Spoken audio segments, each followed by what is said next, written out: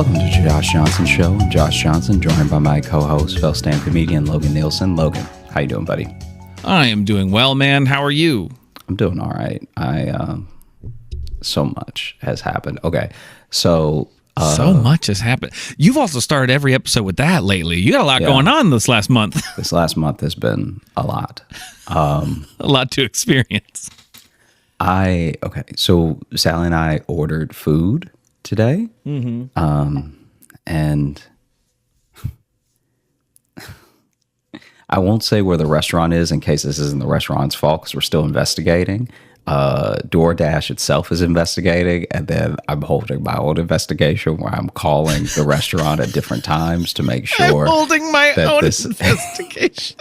This is how people really lose their minds. Anytime you, no matter how vindicated you might be or how justified you feel, if you start your own investigation into anything, you've probably already lost your mind.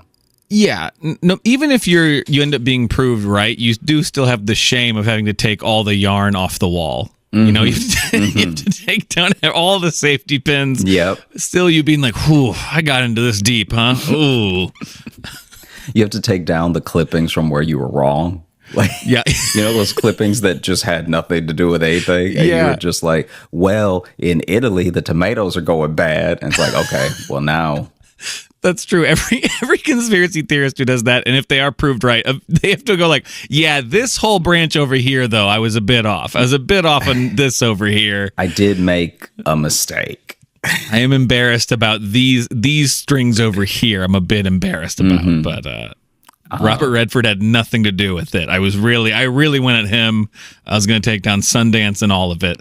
He had nothing to do with this at all, and it's all over here. Okay. Turns out Orson Welles has not been alive for quite some time.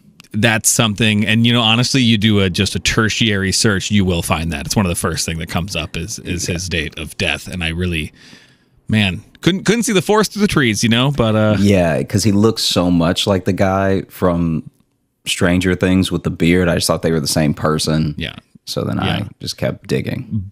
But either way, I was right, and the moon is filled with pudding. So, despite that stuff, I was right. We were missing the big picture. I was right. And so I've been holding my own investigation. Anyway, what happened was we ordered some food. And you know how it's all the same company, even though they use different names? I'm pretty sure DoorDash, Caviar, all those places are the same thing now. Yeah, they're owned by the exact same. Yeah. Yeah. They all bought each other. They all bought each other. They're all owned by each other. They also somehow still exist. Yeah. But they are all under one umbrella. They're all under one umbrella. I think they're all not profitable, but also are. I don't because it's they're not profitable, but they pay slave wages, which just means these people are really bad at business. Yeah, it just means there's just a hole filled with money somewhere because they don't know what to do with it. So they just I don't feel like I'm saving money. They just dump it into a deep, wet hole. They don't. And we can't get the money out. It's all wet now. Instead of Grubhub or Seamless and then Caviar, just make Caviar the standard and just call the other ones Caviar Poor. Yeah. Because it's kind of what's happening. There are certain restaurants that are only on Caviar, and you're like, why? And then you see that they're super expensive. So you're like, okay, maybe that's why. But still, you can't be that. You can't act too. You're using the same plastic container. So don't get uppity. Mm-hmm. Do you see what I mean? Yeah. You're still spooning spaghetti into the same black and clear plastic container as the place that charges $3, Well, and for these, how they work too is it's not like there's a Caviar representative who works at the restaurant who manages these orders. It's just a different tablet the place gives you. Mm-hmm. Whichever one you work for, you just have a different type of tablet that the orders go through, and then a driver comes to pick it up who probably works for all of them because you can be a Grubhub, Uber Eats, whatever driver all at the same time. Mm-hmm. So there's no reason for all these to exist. There's also no reason to not pay these people well, because if you've gotten to the point where they're working for 4 of them at the same time in a day, why don't you and you're also all the same company, why don't you just go ahead and make them an employee and pay them a fair wage? It's insane. And so because in that one too, the illusion of choice doesn't do anything for me. I'd rather just the restaurants be on one thing. You know what I mean? Yes, exactly. So but anyway, your investigation, sorry. I said all this to say that we ordered some food. I won't say the restaurant. Pull your mic a little closer to your mouth. Oh, okay. We ordered some food. I will not say the restaurant, just in case it's not their fault. But when our food came, and if they're listening, and they'll come for you. this would be how we get death threats. This would be we accidentally start a feud with a very violent restaurant. Yeah, I'd hate for something to happen to you. I'd hate for you to slip in some mac and cheese and never walk. So what ends up happening is that we order and then the food gets there and there's no buzz, right? There's no buzz or anything. The app is how we realize it's there. They're just in the house. Yeah, right. That would have honestly been better because then someone would have been able to explain what happened. So and also talk about service. Yeah. You picked the lock? You just knew. Don't worry about it. Here it is. And so it's already on plates for you. Then they drop it off. They're nowhere to be found. So then Sally goes down and she comes back up to the apartment and she's like, you'll never believe it. And I'm like, what? Because in my head, I'm like, did we get something extra? Did we not get all our food? You know what happened? And she just lifts it up. She's like, they gave it to us in a garbage bag.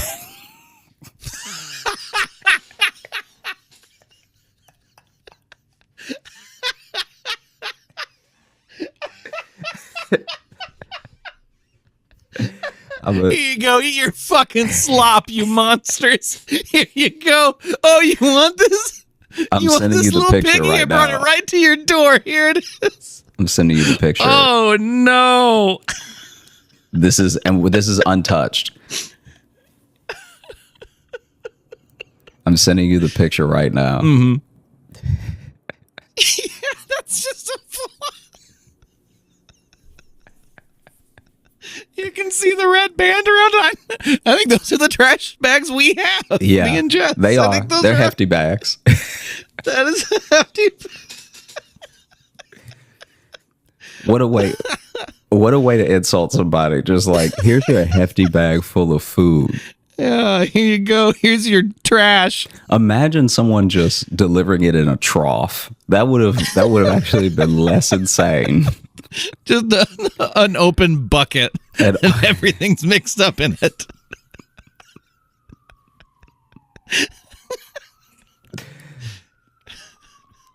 And here's your pail of slop. And so she's holding up the bag, and then I'm like, no, like I'm already smiling. I'm like, there's no way. Like this is a joke, right? And then she opens it and she was like, oh my God, it's wet. And I was like, well, is it raining outside? And she's like, no. Was it wet on the outside of the bag? No, it's wet on the inside of the bag. Well, that could be steam, though. That could be the steam. It was not steam because the bag was full of mud. It was full of mud?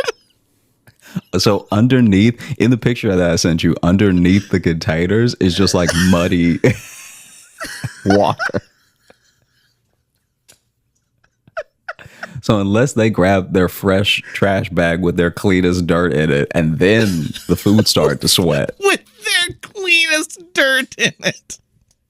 Unless that's what happened. I was just delivered the actual trash. They sent the trash to my house. It seems like they rode it over, but it was like just hanging from the back of their bike. Like they just tied it onto the back. They wanted to do the like little motorcycle effect, so they just had one of the lips of the plastic in the spoke. Yeah. Yeah. And we don't know. We don't know. There's so many scenarios where this could have happened. Yeah. No, this does need to be a full investigation. Let's get into it. Because either the restaurant is the culprit, and they were like, we're done. Okay. We're done with you. We're done with your hunger, Right. and we're done with your food. So everyone today is going to know how we feel. All right. And then this poor, seamless driver shows up and they're like, take this bag. And he's like, not to deliver, right? You want me to throw this around the back, right? And they're like, no, that's the food. We want you to give it to them in person. And then These are bad people. When they open the door, I want you to spit in their face, okay? And then he's such a good person that's why he couldn't do it. He couldn't spit in our faces. He doesn't know us. So that's why he couldn't even just buzz. Left it.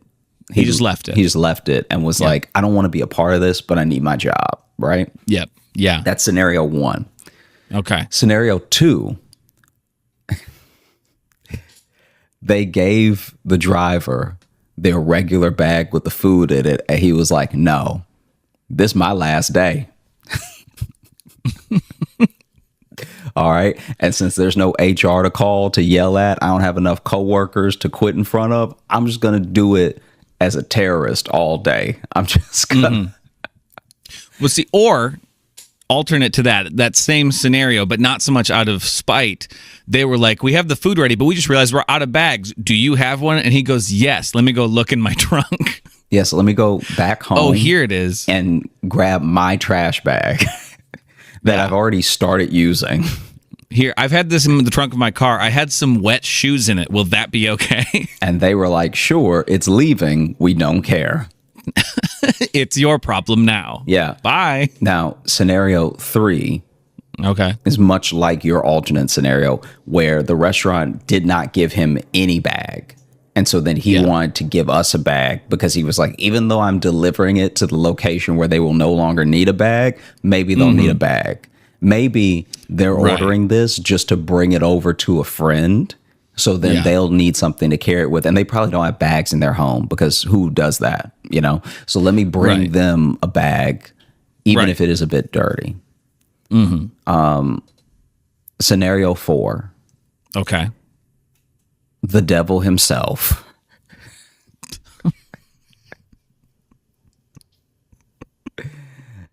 Came up from hell. From hell. Satan himself. And actually pushed the delivery driver out of the way and was like, I got this. Okay. Okay. Let me take care of the situation. All right. Let me make sure that they go to bed tonight a little hungrier than they could have been, because it's not like I'm starving now. I had alternatives, Yeah. Okay. I'm grabbing a notepad here, okay, so we can solve some mysteries, okay? We do have one mystery solved. There's one mystery solved in all of this as to why your doorbell was not rang. Whatever the scenario leading up to it, for sure, the answer to that is because that driver was filled with shame. Whatever happened to lead up to that moment, for sure. The reason why no one rang you, why no one called you, was because he went, I can't look them in the eye. Whether that is out of malice or pure embarrassment, that is still up for debate. But for sure, that is why the bag was left. So we have that mystery solved. Why no buzz? Why no buzz? Because shame. Yeah. So we have that. We have no buzz solved. Scenario 5. Oh, God, I didn't realize you had more scenarios. I didn't realize there'd be another scenario post Satan himself getting involved. Yeah, scenario 5, potentially the most likely. The bag ripped and he just put it in something nearby, and then it happened to be a trash bag. Because it would also explain all the dirt. Sure, I think that plausible. there's a chance that, because we know from this place that their bags are the paper bags with the loose spun sort of straw handles. So that's just 2 staples holding the handles to the bag. And there's only a little bit of glue at the bottom of the paper bag holding it together. So what we also think is likely is that the trash bag was actually clean. This dude was walking with our food. It fell out of the bag into the dirt. He then grabs a fresh trash bag and then puts the food back in. So at least there's a back. Yeah. Because if he delivers it with just dirt on it and his hands, we're gonna be like, why? How did this happen? What'd you do? Yeah. What did you do What right did now? you do? But now he's off scot-free because he had a clean trash bag with him. Right.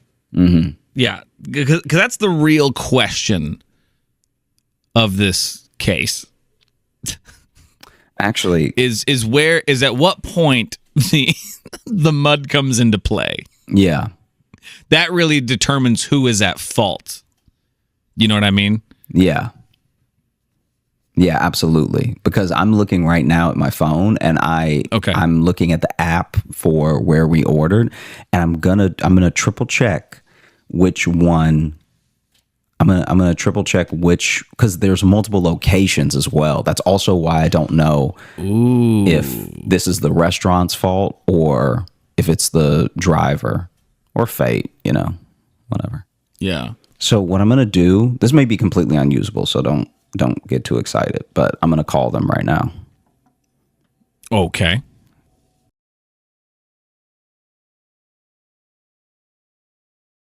You may have to bleep out the name of the restaurant. Sure. May I help you? Hi, I ordered some food today using caviar, and it came in a trash bag. Would that be the driver, or are y'all using the trash bags to deliver? Oh, that's the driver. Oh, okay. Got you. Okay. Well, thank you. I appreciate it. Okay, no problem. Enjoy your day, though. Have a great night. You too. Hi. I think it's solved. Well, no, here. I will say, he blamed it on the driver awful quick. That be the driver. And then he sounded real confused and shameful towards the end of that. Mm-hmm. I think he talked to the culprit. I think it was him. Yeah, it could have been. Maybe this case is still open. I think the case is still open. I don't know. This isn't even what I wanted to talk to you about today. It just happened.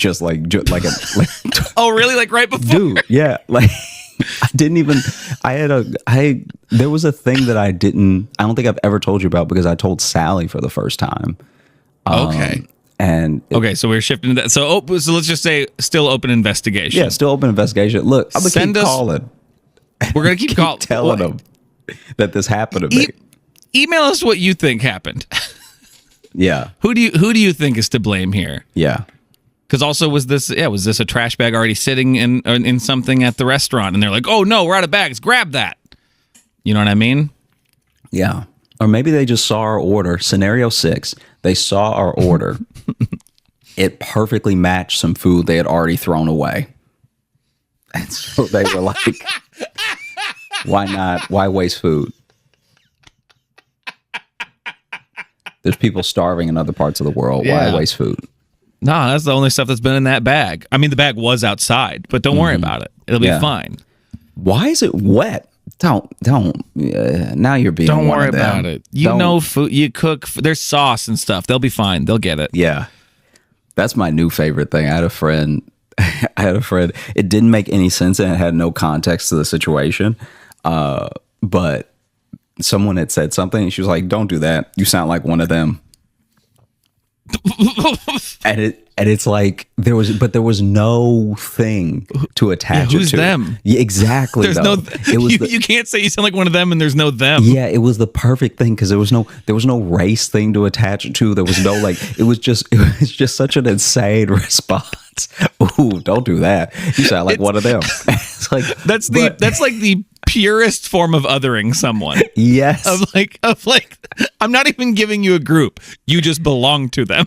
It's like, what? That's wild. Yes. It is incredible. I was such a fan. I was so excited when it happened because I was like, there's no one, like, you know how sometimes people can be like, what do you mean you people sort of thing? Yeah. It wasn't that at all. It was literally like the confusion at the table. Yeah. And it was immediately hilarious. I went to dinner. I'm going to tell you the story in a second, but this is also very funny. Good. I went to dinner last night, and I was crying.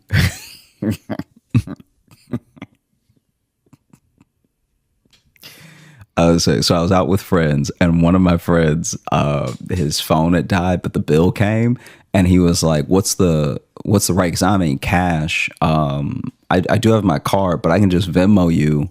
I can just Venmo you when my phone comes back on. And then our other friend was like, "Ooh, that doesn't sound good. You sound real poor right now." And he's like, "I'm talking about the battery, not the plan." Okay. She's like, "Still though, you shouldn't say it like that." Ooh. I got pains when you said it to me like that. And he's like, "Well, do you want to put all my cards?" She's like, "No, it doesn't sound like it'll go through all your card." Or no, you gotta get your life in order. He's like, my phone just died. And she was like, "So then maybe clear your phone is poor. Okay, your phone is too poor for life." Yeah. And so it died. Your phone didn't even want to be a part of this conversation. You talk about you gonna Venmo people after you've left the area. The most trustworthy type of Venmo. He's like, the one that's not in front of me. The way that my man said, the battery, not the play. Talking about things you gotta do with your phone's back on. It's like, that's the most oof. This is now Venmo you once I get some more minutes.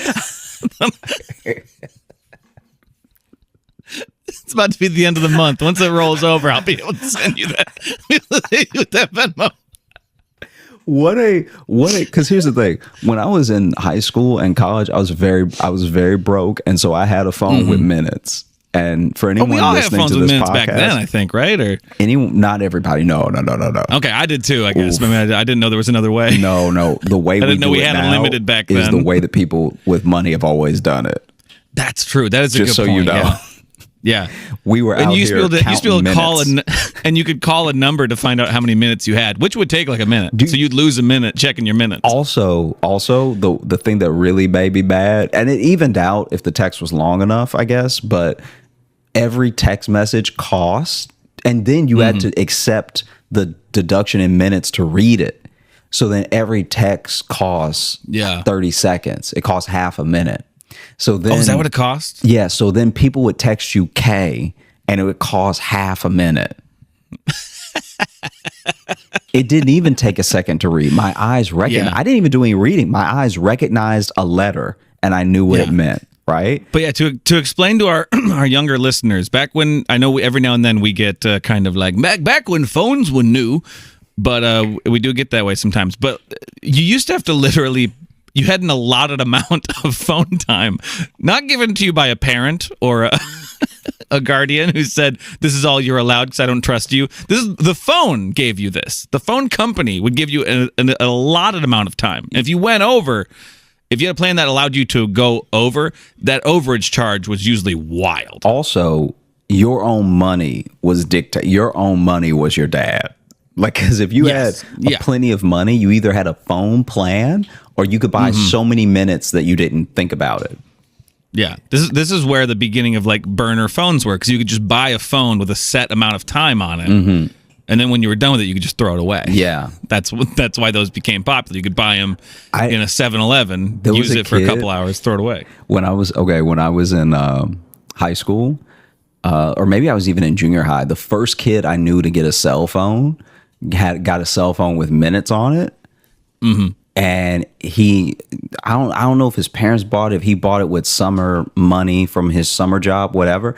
But either way, he bought the phone and bought 300 hours on it. Jeez. So this dude had 300 hours on the phone just ready to go. And he called me on my home phone. This dude called me to call me poor.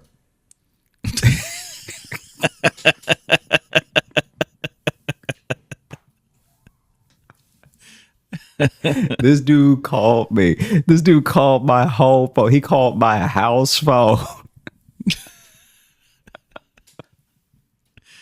Man, 300 hours of phone, dude. It's like By the time he used all that, phones had changed. This dude called me and asked me if I was hungry. Jesus.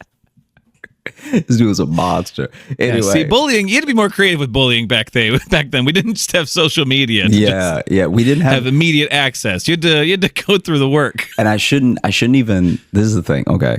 This is also where you date yourself, because things are new for every generation of people. There will be things that are new. So then there are people right now who, even though they're young, they remember life right before TikTok, right? TikTok's only been around for a little while. So there are going to be people who are like, oh, yeah, I remember TikTok. And then when they have kids, people be like, TikTok? What is that? Yeah. You know what I mean? Yeah. Oh, for sure. And that's how the students I work with are. They're like, what? You're on TikTok? I'm like, guys, it's been around for like 3 years and I'm old. You don't want me on it. Also, we sound old because we remember life before everyone had just had a cell phone on them, right? Yeah. But it makes me... But we remember before the internet, so that makes us sound 1,000 to probably kids now. And like, because the idea of a supermarket is like still relatively, when you look at the world and you look at how we ship food and like all the processes around keeping food good until people can purchase it and stuff, that's all relatively new. So then if you're old enough, you remember a time where you had to live off of what grew near you and that's all you got. Maybe if you traveled, or maybe if someone brought something back, you could have something that wasn't from where you were. And it's just so funny because it's like, I think about my granddad. My granddad is so old, he probably remembers before apples.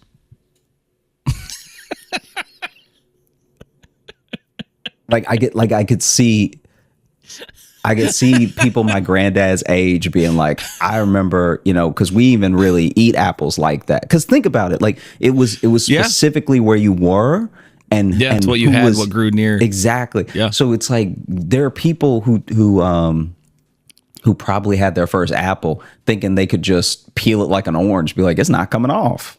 I don't know, just hand slipping on it. Man, the hard ass tomato. Mm-hmm. Gross. Anyway, what was the thing you were going to tell me? Oh, okay. Before we went back to our olden days of minutes on phones. Yeah. In the old country. The thing I was going to tell you was when I was little, I would play soccer, and we've talked about this, like how I was not good. Star athlete, like you were great at everything. Oh, that's right. It was the other way. Sorry. Wow. What an attack. So then when I was little, I was playing this scrimmage game. So not one of the ones that counted. We're not even in our jerseys or anything, our little uniforms. And this is like horrific. So basically, it was like a practice day, right? And so we're all out on the field, and we're young. We're like, I was maybe 6 or something. Okay. So like a lot of us aren't even coordinated. Like if you can kick the ball straight, you're the best player on this team. Yeah. And so you're Beckham if you're you don't even have to bend it. You're footing it like Beckham. Every time a kid, I remember this specifically, anytime a kid lofted, first of all, almost all of our like lofting kicks were by accident. Anytime a kid could make the ball just fly up in the air, for any distance and by any height, we were amazed. We were like, we would celebrate that like it was a goal. So we were not a winning team. And so as you're cheering, the other kid just goes by you with the ball. We're lifting up the kid who did it. Oh my God. It went so high and the wrong way. So then this is such chaos. And like, even when I remembered it and I was talking to Sally about it, a part of me was like, I don't know if I should tell it on the podcast yet, because I'm trying to remember everything that happened. And then 2, I don't think people will like identify with me the way that I need them to. Most stories I tell on this podcast, I don't care about the perception. I'm just telling you my side of what happened. And this is the first time I was like truly upset by something like that. What's okay? I was like upset by how you handled it. No, or? I was upset by what happened to the point where I think I genuinely blocked it out because good. So we're getting into repressed memories. That's where we've gotten. Well, no, it's just like on the show. I don't even remember what brought it up, but I was telling Sally about it. Anyway. Okay. So then I'm so curious, by the way, now. That's a very intriguing intro. We're all like uncoordinated 7-year-olds, right? And we're doing this practice game. And the practice game is just our team. So it's just like, it's not, the stakes couldn't be lower. But all year, I've been bad. And I've been so remarkably bad that they don't know where to put me. So they have the same problem they have with me, that the kid that's good at everything, like the kid that can dribble straight. They're like, should we make him the forward? Should we have him as a defender? What should we do? Right. Is he in high school now? What do we do with him? Yeah. Can we get him held back?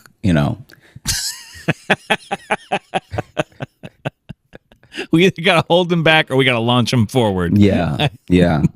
Somebody just like throws his dad some money under the table to like mess up his homework for him.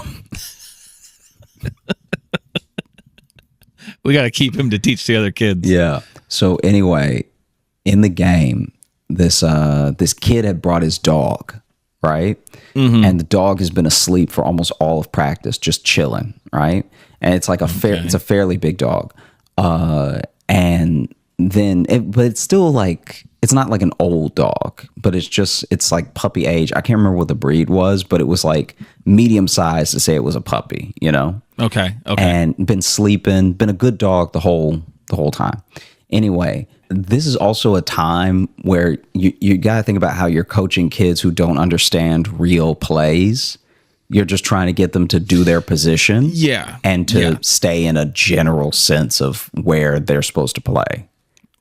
Yeah, you're kind of going with a zone situation, because especially at that age, and in America especially, a kid's knowledge of soccer is going to be, hey, kick the ball. Yeah.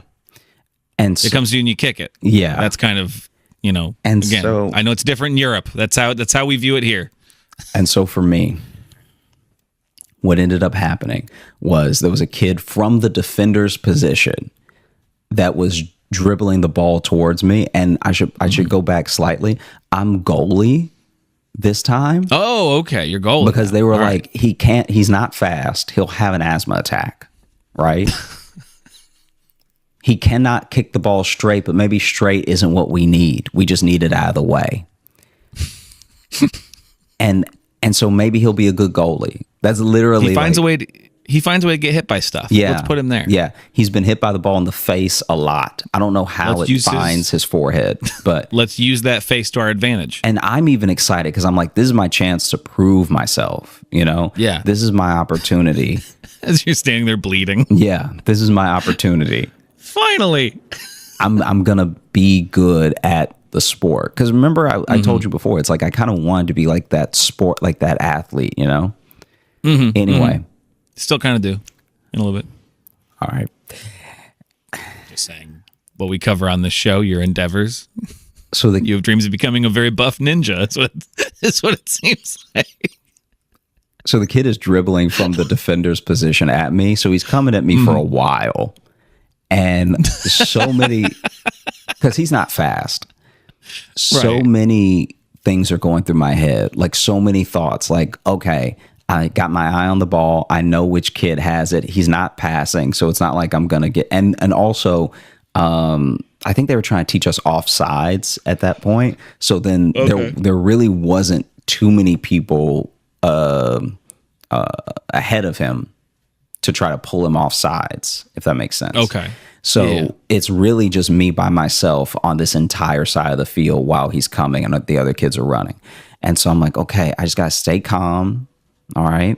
I just have to keep my eye on the ball. He's coming at me. He's not fast. He's going to kick it. He's probably going to kick it straight because none of us are good. Like I'm in my head, I'm like locked in. Right. Yeah. And just as he gets maybe past 3/4 down the field. So like this is game time. This is when I'm going to have to step up. He kicks the ball just a little too far in front of him. Like when you're dribbling a soccer ball and sometimes you don't manage the distance well. And so he's kicked it really far in front of him. Now he has to catch up with it. when he kicks it that far, at this point, the dog wakes up and just full puppy mode. The dog wakes up and then takes off and like hits it with its nose down the rest of the field at me. And now it's a dog. Now I'm like, what do I do? What? Wait, the dog just took over? Dude, the dog just, and like, I'm not being dramatic when I say that this was probably all of 10 feet, right? Because he was almost there. Sure. Yeah. But then now he's here. So he's like all about to be at the ball again. And the dog was just off to the sideline laying down. And so now it takes off, runs in front of him and starts like knocking the ball with his head. And then he knocks it one last time. He touched it all of like 2 or 3 times, but he knocks it one last time. And I'm like, at first I'm scared because I'm like, the dog seems big as it's running towards me. I'm also little. Then I calm down. This is all happening in a moment. Then I calm down for a second because I was like, oh, a dog. Now I'll just be able to grab it. I hope I don't get bit, but now I can just grab the ball, right? And at the last second, he like hits it with his little nose, but it goes a little to the left and I miss.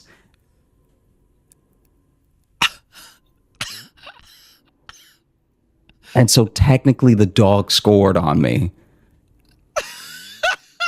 And people are like screaming.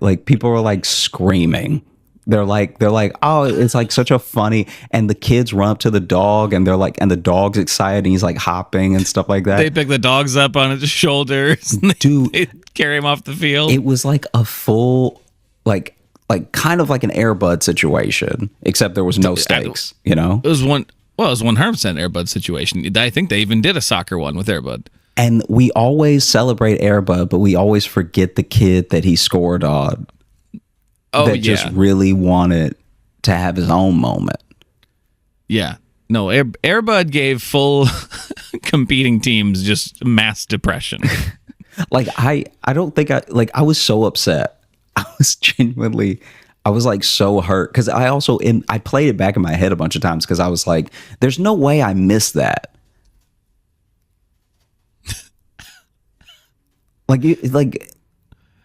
Yeah. Because it happened so fast. Literally, the dog just like blah, blah, blah, and then it was in the goal. The dog just took over, though. The fact that he kind of kept it on the same path is interesting and almost suspicious. Dude, it's like 2 or 3 touches. I'm gonna say there's another mystery we have. I think you got played. This dog has been trained. This is a circus dog. This is not my fault. This is a circus dog. This is a genuine Air Bud scenario. And it's like, look, I don't think in a million years the dog could do it again because he wasn't even trying to. Like the dog was trying to play with the ball. Went for the ball. He wasn't trying to score, but he was so close to the goal by the second time he touched it. And it's like I was already not good. Yeah, you don't have to. Now, but I'm gonna make you feel better though. What? Because frankly, I'm just saying. Because soccer, football in other countries is a game of feet, and dogs got 4. So technically, I was able to use my hands. We both had 4 appendages at play.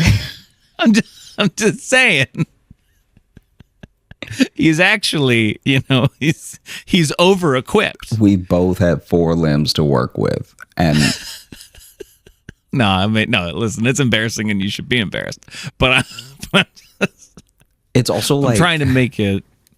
The worst part is that it's like not even enough people were there for it to even be like a really cool thing, like to be like a It was like we said, this is pre-phones we established, so this wasn't like a viral moment, but could have been a socially viral moment. It was like 8 kids playing. Yeah, so this is just your pain, and not every parent was there. So this doesn't even get to be like a fun, like, oh my God, did you see that moment? It's just one kid being embarrassed because a dog scored on I'm it. pretty sure my mom had to run an errand. Like, I mean, I'm glad my mom didn't see it, but.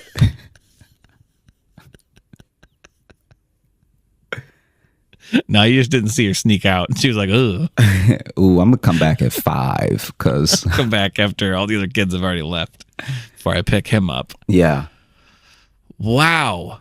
So what made you think of this? Because you said you hadn't, you're not even sure if you remembered it fully, if you blocked it. What brought it I out? don't know. Sally and I were just talking, and then I think I maybe had a moment or something. Did you start? Did you start shaking and? Just decided to be vulnerable, you know.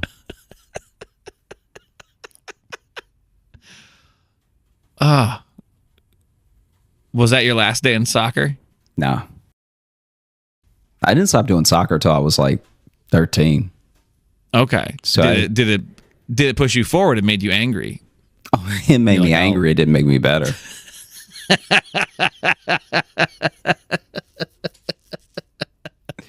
Yeah.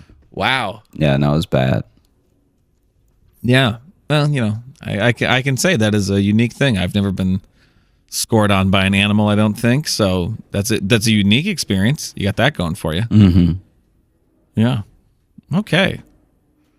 Well, it sounds like you're having a day. Yeah. Yeah. with muddy food and sports drama. Just like the next time you watch one of those movies, just think about the kid. Think about the other teams that feel terrible. Think about the teams that Airbud beat. Think about the spirits that he crushed. There's nothing in the rules that says a dog can't play basketball, but there's also nothing in the rules that say I can't feel bad about it. It honestly, if I'm being real with you, it was bullying.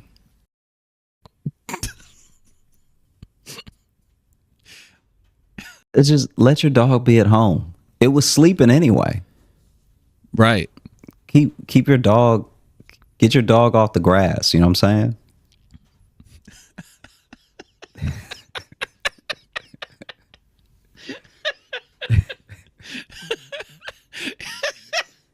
Keep dog off grass, otherwise become supreme athlete. Is what the little signs will say in the yard. That dog wasn't even cute. Oh, damn. Yeah, Okay. Yeah, that's how I'm feeling about it. You're coming at this dog now. Yeah, I don't know what breed it was, but the breed was ugly. All right. Yeah. Oh, this dog breed? The breed is trash. Yeah. That's what this dog is. Yeah. Thank you. I mean, you're gonna hate me saying this, but like, what a piece of the Josh Johnson puzzle we've just found. Sure. Yeah. Like, yes, I knew you wouldn't like it, but like, I guess I'm speaking to the listeners because I'm sure they all heard that and they're like, oh, yeah, this makes sense. This seems like a man who would get this man would get dunked on by a dog. Look, I'm the winner. Yeah. All right. Oh, okay. That was over 20 years ago. So guess who's still alive? All right. I can still dribble. Got my good limbs, can run. Yeah. But now look at you taking care of a dog. What does that have to what does that have to do with anything? I'm just saying you gotta do what does that have to do with anything? Saying my dog would never be able to I would run circles around my dog, okay? Josh has made a point to never show his dog a ball because he doesn't even want to come close to repeating this mistake. Chance would be puffed out when I got done with him, okay?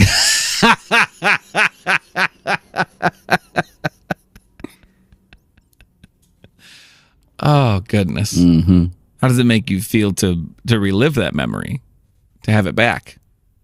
I mean, it's fine. When I think about where I am in life and when I think about that dog isn't in life.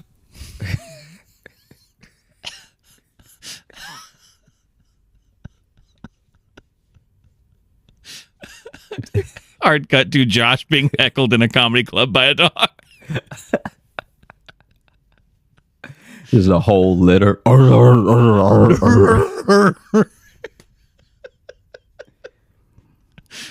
I did a show a couple years ago at like a brewery, and it was like one of those places they allow dogs to come into, and there was like so few people in the audience that there was literally almost equal to the amount of people and dogs in the place. Or it was like 2/3, because there was like 7 people and like 4 dogs. And I'm like, this audience is damn near mostly dog at this point. That's a strange place to be. And I think one did bark, so I think I did get heckled by a dog. So there, I have that over you. Yep. Okay, well, while Josh is dealing with his trauma, I will open up the mailbag. Let's get something else. No, that was it. Do we have another one from Anna, you said? Yeah, I was looking for that, because I figured since we got a little extra time, we can do that one. Thank y'all so much for writing in. We appreciate you. We have so much fun with these. We look forward to them every week. Anytime y'all send them in, we're happy. So thank you again. There it is. Scrolled past it a bunch of times. All right. But yes, we do have an update from Anna. Okay, real quick. Let's try to recap the story thus far. This is an ongoing chain of emails. Okay. So this started with her going on a date with the guy who was a foot pervert. A real toe fiend. Not only was he really in defeat, but slid under the table to remove her shoe and smell it, and was like, oh yeah, that's good. Oh, that's foot.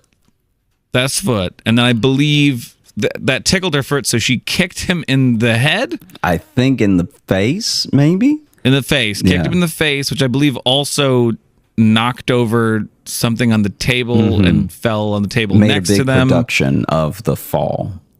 Yes. Yeah. And then something was spilled on her, right? I believe something got spilled on her. Maybe something was spilled on her from his fall. While he was, or was it he was underneath, so a server tripped over him because he was on the ground getting them good feet smells. He made it worse. Whatever happened, he made it worse. Yeah. And then the other server like kicked him out or whatever, or helped like just end the situation, like helped her clean up whatever got spilled on her. So she went on a date with him, and she ended up on a date with him where then he revealed that he's really into like BDSM stuff. He asked, are you a gray? And she was, at first she didn't understand it. Then she realized. I believe, I don't know if, and I also don't know if we clarified. We found out later that applies to 50 Shades of Grey, or we might have read an email that explained that. But when he said like, "Oh, you're a gray," that was going to 50. Already, this is so much backstory. Yeah. So if this is your first episode listening, we've caught you up as best as possible. Yeah, and the cliffhanger, because she always leaves us on cliffhangers, and very tantalizing ones. I believe the last thing was after he was talking about being into BDSM and stuff like that. Then the foot fetish guy was outside the window and said, "I found you." That's. And this is where we had our little debate of just like, are we getting played? But either way, we're having a fun time with the story, so I kind of don't care. Yeah, I want to see it through to the end, even if none of these people ever lived. Even if Anna is not real.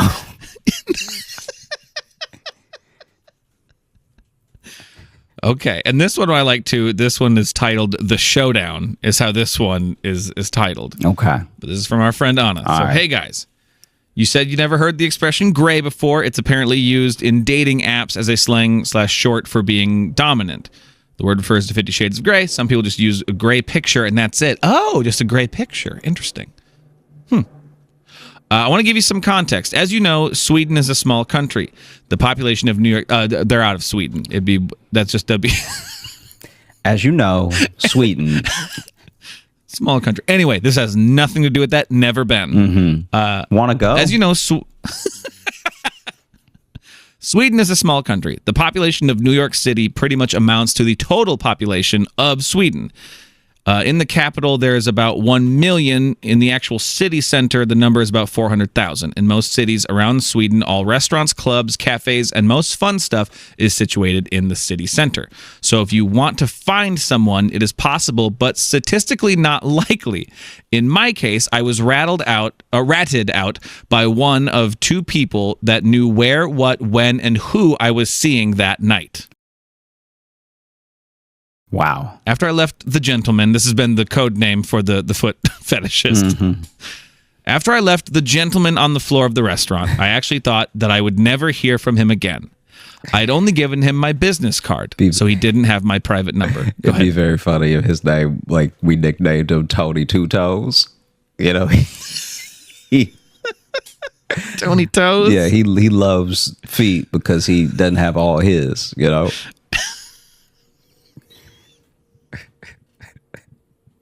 You want what you can't have. You go ahead, keep reading. That's my bad. I liked it. I don't think.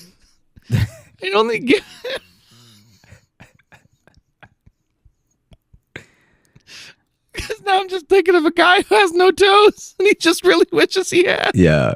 Like, you think he's sucking on toes. But it's gone the other way where now he's just horny about it. Yeah, it's like you think he's sucking on toes because he's into feet, and he's sucking on toes being like, I remember my middle toe. He's just like, I really wish I could feel this. Mm-hmm. You know, he dates somebody for a couple years, and then he's like, let me put a ring on it. And he goes down and just puts it on her toe. Oh, my God. Have you ever met a girl with like 6 toes on 1 foot? Are you kidding me? I had only given him my business card, so he didn't have my private number. But no, phone calls after phone calls to the office that I refused to answer. I think that if you don't get that a woman is not into you when she kicks you in the face, you don't get it if she tells you in words. Okay, so it sounds like he's been calling the office a lot, though. Mm-hmm. Which is a great thing. Reception, how may I direct you? I'm looking for the lady with great feet. Yeah. Is there a lady with great feet there? Can you put her feet on? Yeah, tell her it's Tony. She'll know what that means. Gifts started showing up. Flowers. Oh, no. Pink rubber boots with a note that said best worn without socks. He trying to make you sweat. That's what that is. That's a real pervert right there. He thought ahead. Yeah, he wanted to drink out of that boot. That's wild. And a mobile phone with his number in it. You expect a serial killer to have more tact, you know? Not just tact. This is a like plan at all. This is like, you know what? Because you just have to start over. You have to find someone who is as in defeat as you are. Because if you were doing these moves on them, it'd be all swag. Yeah, it'd be like, and by start over, he also means boots. Move somewhere and change your name. Probably he sent me a cell phone with just his number in it. Like, this is like Dorian Gray. How's it Dorian Gray? That is a different book. Oh, are you trying to say 50 Shades of Grey? The guy in 50 Shades of Grey is a different Gray than Dorian Gray. Yep. Dorian Gray was the guy who had the painting of him. Mm-hmm. No. Getting his nipples twisted, and I remember. it was a painting of him in a sex swing. Boy, okay. He sends the boots, a phone with his number in it, but not an apology for being, well, let's say disrespectful. I gave it all to the receptionist and asked her not to accept any gifts on my behalf and to send them back. She protested and said, but he is so rich and he is cute. Why don't you go on a date? Oh, this lady's going to make a great victim one day. I wasn't in the mood for telling her the story, so I replied, we did, but it turns out we are not a good match, and I think you and I have a different kind of checklist when it comes to men. It turns out that the gentleman is the youngest son of a very well-known rich family in the region and has invested in various projects around Sweden. He showed up at work events, but I'll skip that part of the story of weird interactions at those events. The gifts stopped showing up, and I was relieved that the gentleman was gone. So I thought, this is a novel, I think. This is also, it's like, okay, not only is it a novel, but it's all like just plausible enough. It's just plausible enough, but it also sounds just enough like a Hallmark movie. Because basically, he's the heir to Sweden. Basically, we also have to keep in mind how long this thing is going on, but on the B side, how long it took for her to go on the date with the server. Because remember, this is all going to come to a head. Yes, with the I found which I believe you. It starts here and the next part here.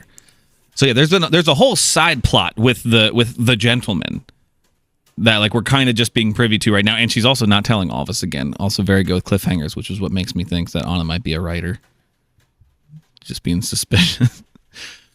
Being seated at the restaurant with the server and dumbfounded by his words, annoyed by the woman purposely spilling wine on me and hitting on the server. Oh yeah, that was part of it. We forgot. Yeah. On the date with the server, there's a different server spilled on her on purpose. My mood was not getting better after seeing the gentleman strut into the restaurant towards us. How the hell did he find me? What are you doing here with him? The gentleman says, indignant, and points at the server. He doesn't wait for an answer, turns to the server and says angrily, "Those feet are mine."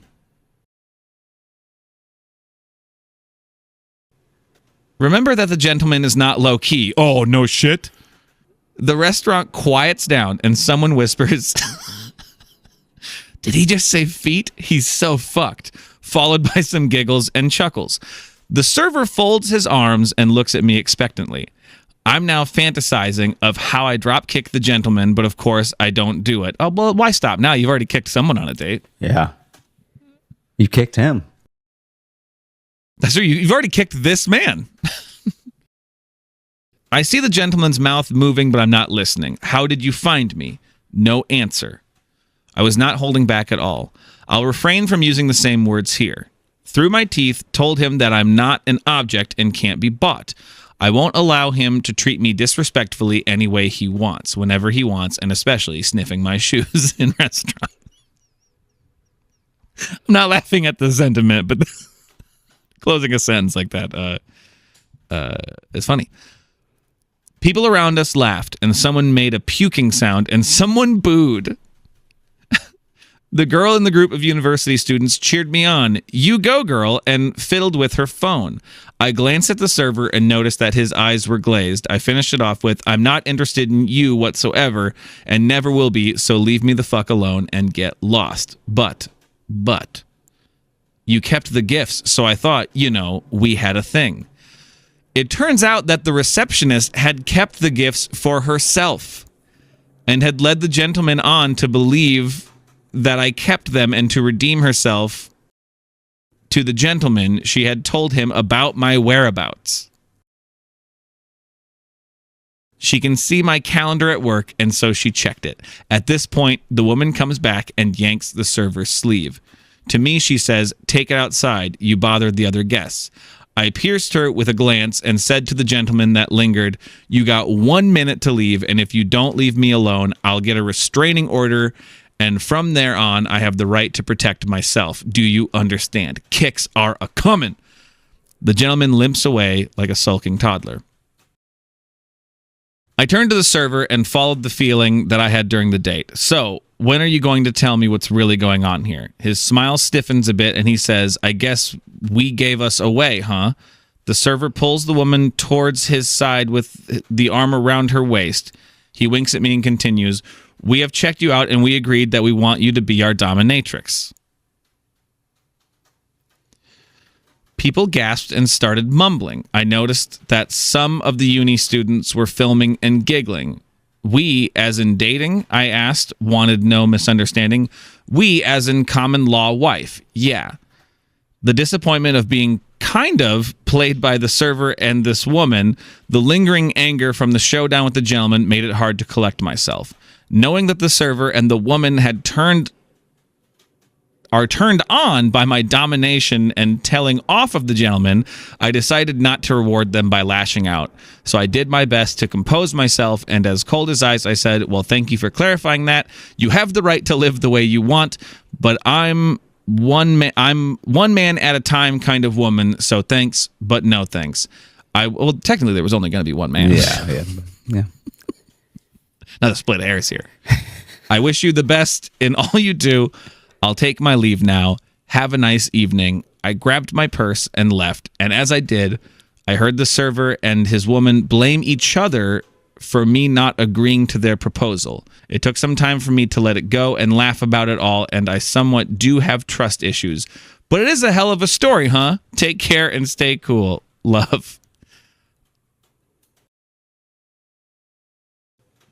Huh.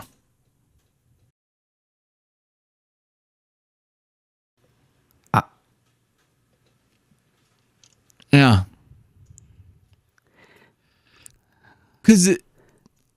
But all I can say is I hope it never happens again.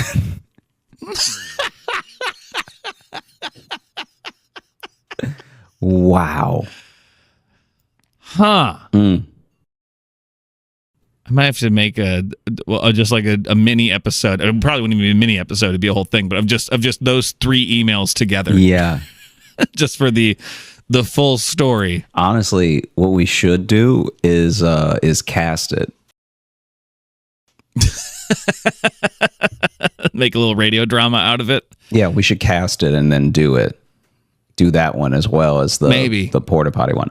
As the porta potty thing. Oh God, now we're making full productions now. So thank you so much for listening to the Josh Johnson Show. We had a great time recording. I hope we had a great time listening. If you are looking to catch up with us on any of the socials, you can find me at Josh Johnson Comedy on TikTok, Instagram, and YouTube, where we're going to be posting clips of the show. And if you're looking for Logan, you can follow me on Instagram at Logan M. Nielsen. And if you want to get into the mailbag and just change how I view humanity with your stories and your experiences, and to really make me wonder if anything's worth it, you can send those to joshjohnsonshow@gmail.com.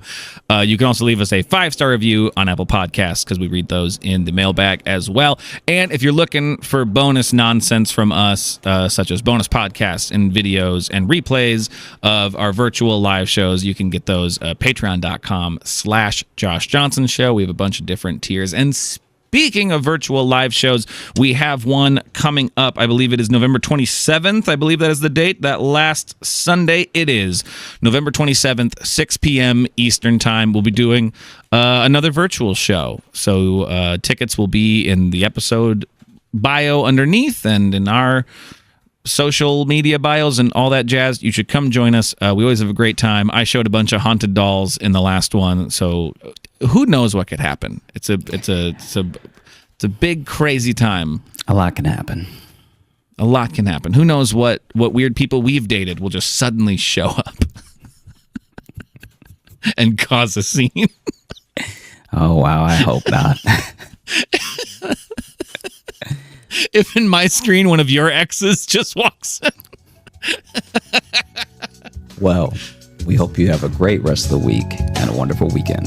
We will catch you next time. Hey, thanks so much for watching. Please like and subscribe. It really supports the channel. Hit the bell notification because apparently it's the only way YouTube will tell you that something happened. And just tell a friend. That's the biggest thing you could do. Just tell one person in your life that you like, maybe you don't like, that this video happened to you.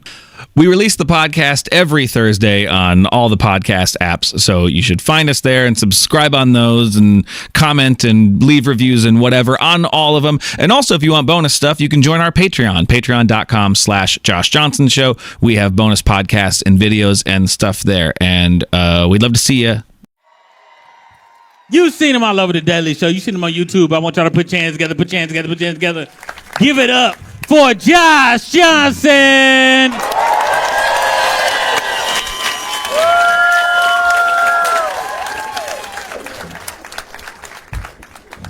My most recent obsession is this court case, this lawsuit against Cardi B.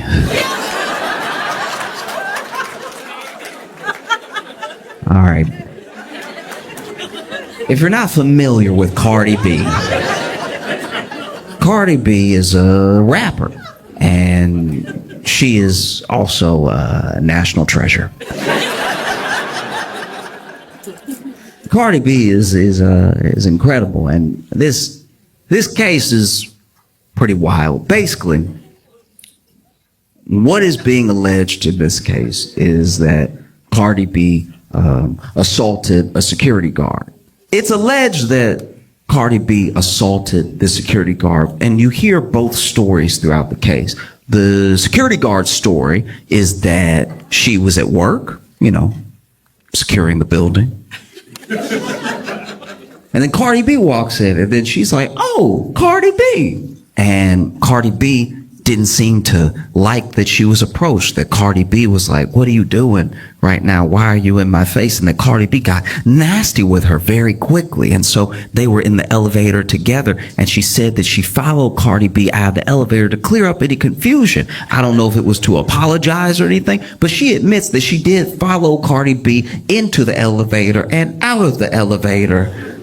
And then she said Cardi B really lost it and started cursing at her and everything, and then started swinging on her and stuff, and that she got a little nick on her cheek from Cardi B scratching her face, right? And then the receptionist and the doctor that Cardi B was there to see, because Cardi B was in the building for a doctor's appointment, that they broke up the fight, and then everybody went about their way. But because of this assault, because of this nick on her face, she is suing Cardi B for about $24 million.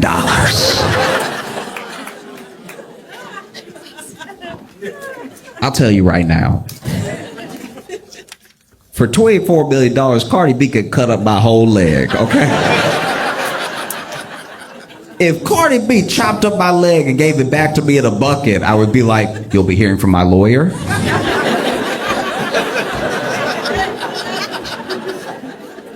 $24 million. That's crazy. So then, Cardi B's account of things is that she was going to the doctor at the time. She was pregnant. She didn't want anybody to know she was pregnant. She didn't tell anybody, and she didn't even tell her security guard where she was going that day, her personal security, because she was just trying to keep this whole thing private, right?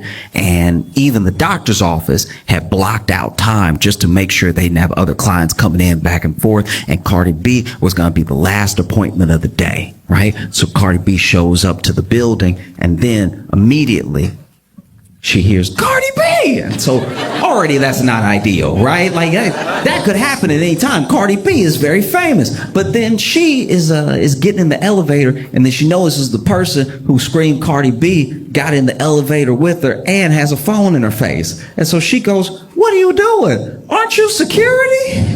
Because she had security on her.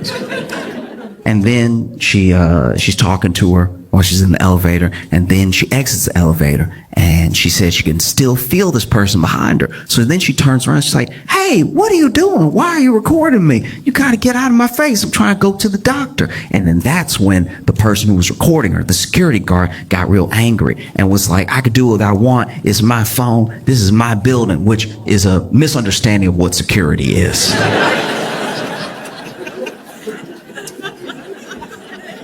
If that really was said, oof. I've never met a security guard who thought they were clocking in to own the building for a little while. But then they got into what Cardi B says was only a verbal altercation. There was the receptionist and the doctor that came into, I guess, the hallway to break things up. But she said, "I didn't touch her. She didn't touch me." So I didn't really think of it again, because if you don't know Cardi B, you should at least know that she's used to verbal altercations. I'm sure they don't stick with her. She was on Love and Hip Hop. And So then she just sort of goes about her life, and then she gets hit with this $24 million lawsuit. This whole thing, to me, just my opinion, but this whole thing feels like when that dude tried to sue Gwyneth Paltrow for millions. Remember that dude, Gwyneth Paltrow, if you weren't familiar with this, basically Gwyneth Paltrow went skiing one time, and then this other dude went skiing, and I don't know exactly how it went down, but I guess they bumped into each other at some point, and then the guy got up and he was like, wow, you're Gwyneth Paltrow.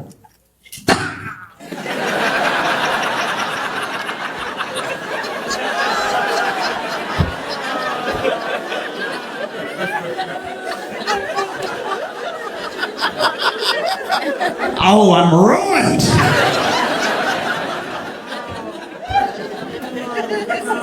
No, because this is the thing.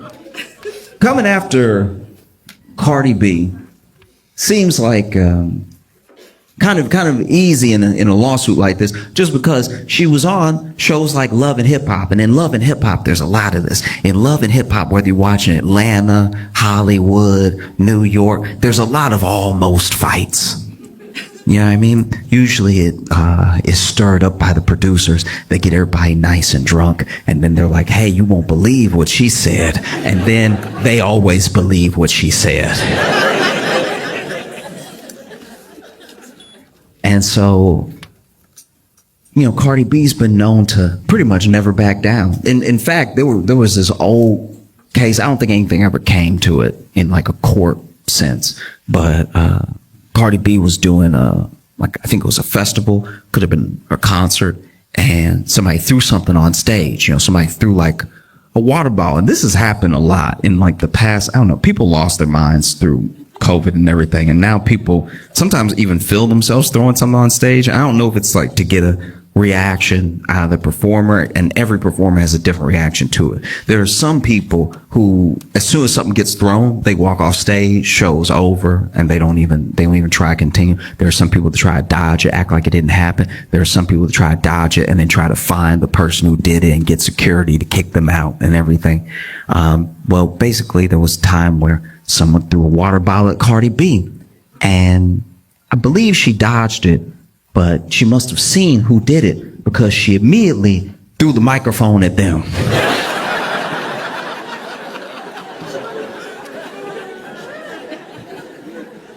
They probably thought Cardi B was going to be some easy pickings. They were like, I'll throw my water bottle now. She's clearly unarmed. And can I just say, throwing a microphone at somebody is one of the funniest projectiles to throw. Because it's the only one where you get to hear their reaction to something being thrown at them in real time. Imagine Cardi B throw a microphone right back at them, and they're like, oh, is that a...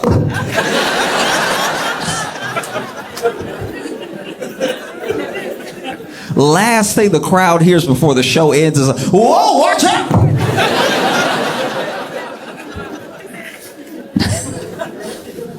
Even better if they turned around, they threw the water bottle, they're like, I think I got it!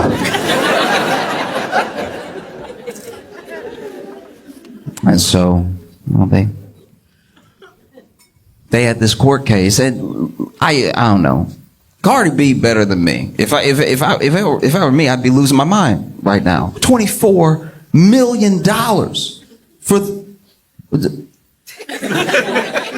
that's what she's alleged. Like, the security guard is alleging $24 million. I don't even think I got $24 million worth of head. I think even if I was in a horrific accident, I'd probably only get like 10, maybe. And that's with half the head missing. $24 million just feels insane. And so, you know, they go to court, and Cardi B's got a lawyer, security guard's got a lawyer, and security guard's lawyer does seem bad at this. I don't know the law. I'm not a lawyer. I don't even know some of the stuff they're saying. When they get into like the real nitty gritty, like the weedsiness of the law, I don't know what's happening, right? All I know from all my hours of watching Law and Order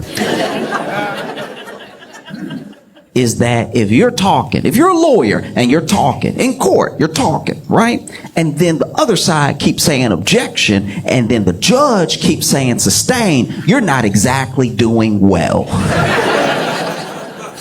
And that's what's been happening this entire trial. The judge basically sustaining the whole thing. Like, this lawyer for the security guard keep withdrawing his own questions mid-question because he can feel a sustain coming.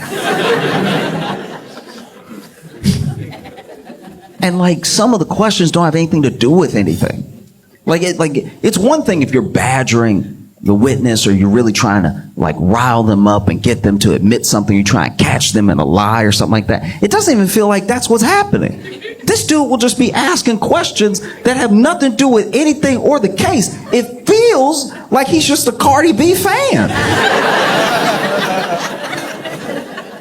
The amount of times that Cardi B's lawyers have had to say objection, relevance is astounding. He's asking her all sorts of questions. At one point, though, he gets back on track and he asks Cardi B, you're saying that you felt threatened by my client.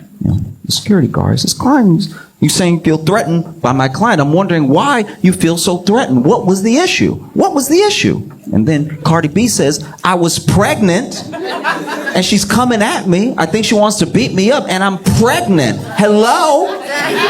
Hello? And then he goes, hello, hello.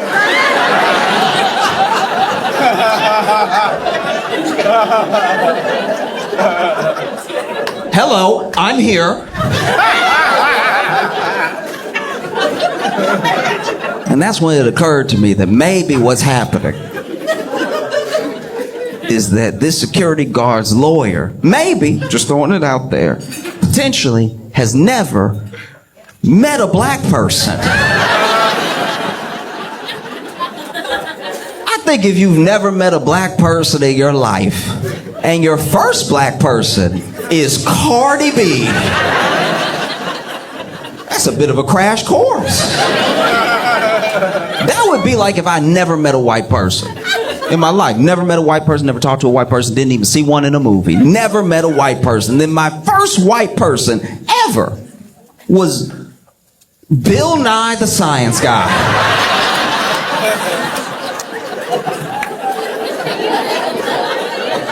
I think I might be walking away with some incorrect assumptions about white people. I think I go back home and tell all my friends and family, oh yeah, white people, they love space. No, they got a bunch of facts about turtles ready at the hip. Oh, and they love bow ties. Can't stop them from wearing a bow tie.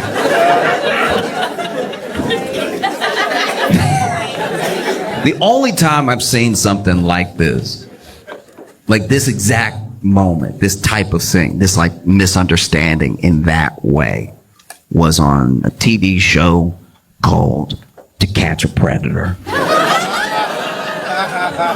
Okay, I don't know if you remember To Catch a Predator, but in case you never watched it, this was some insane reality TV. Basically, To Catch a Predator, they did just that. They would lure and then trap predators online who thought they were talking to underage kids, right? And they would have all these long conversations with them, and then they try to meet up with them. But when they tried to meet up with them, they would go to like the Sting house, right?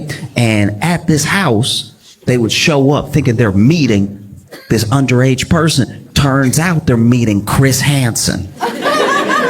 If you don't know Chris Hansen, you don't know Dateline.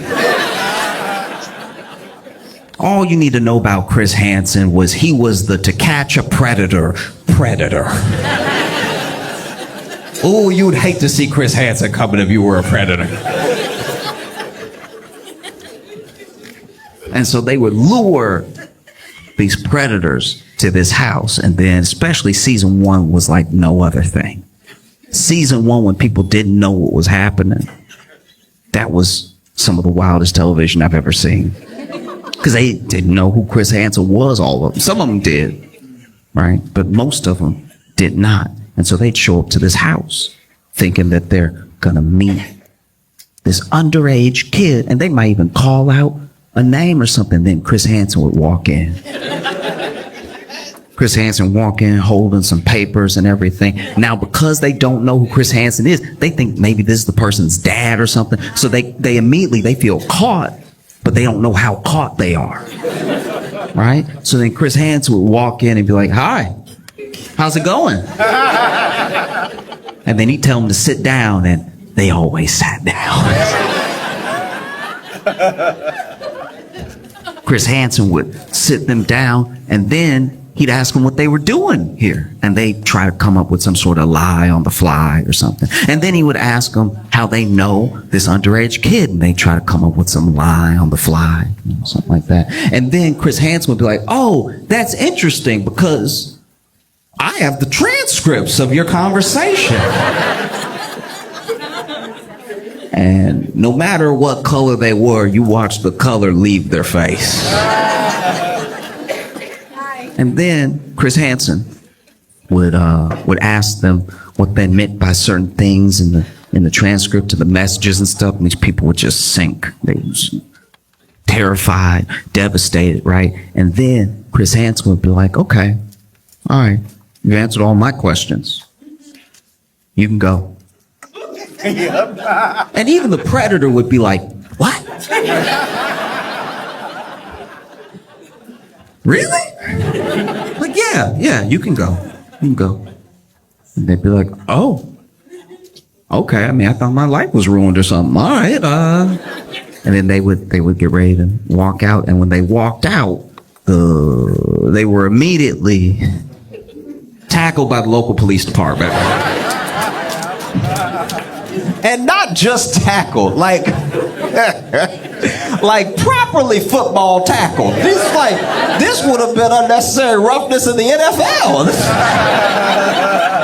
This is the only time nobody's gonna take you to task over police brutality. You know what I mean? Because the police, to their credit, they would announce themselves and say, "Get on the ground." They were just saying, "Get on the ground" when they were already airborne. Police would be in the air, legs up. "Get on the ground." It's like, you know your shoulder about to be in his neck. They would tackle him and they cuff him up, and then they throw him in the car and they take him to jail. And then in jail, they would go to the interrogation room and they'd have to answer all of Chris Hansen's questions all over again. I guess him asking was just practice.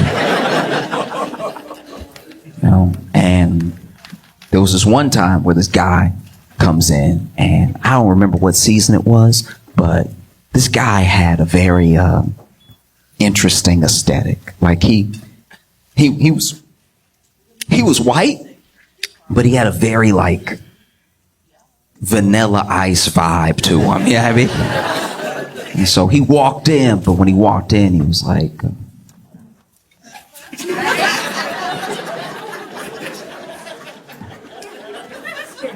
Chris Hansen walked in, and then when Chris Hansen walked in and told him to sit down, he was like, I.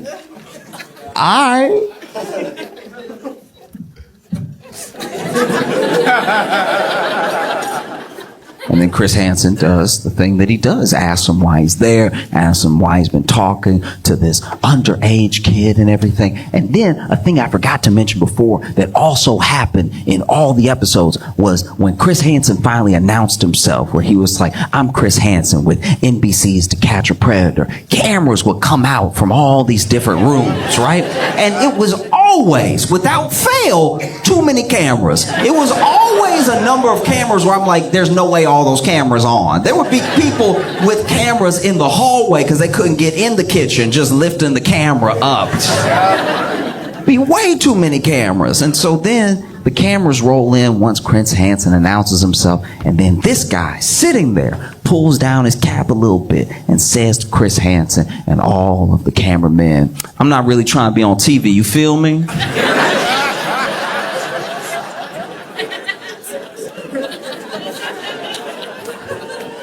Repeats it. "I'm not really trying to be on TV, you feel me? You feel me? You feel me?" And Chris Hansen, without missing a beat, this man says, "I'm not really trying to be on TV, you feel me?" And Chris Hansen says, "Yes, we are filming."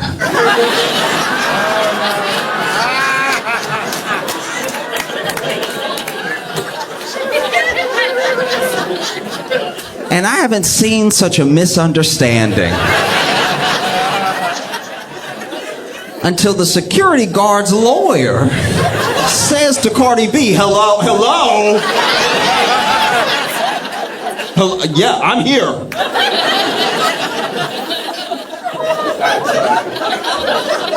That man lucky. That man lucky. Cardi B at no point in her testimony hit him with a like that. That would have broken his brain. That would have ruined his life. He would have bent his knees. Everybody get out. What's happening? No. Because once again, this dude is wild. This dude is asking her questions about things that have nothing to do with anything. At one point, I think he's really in his head. He's having his like Perry Mason runaway jury moment. Like he's doing something right out of Law and Order in his head because he gets his planted stance. He starts going in on Cardi B and he says, today versus yesterday, all right? Yesterday, you had short black hair.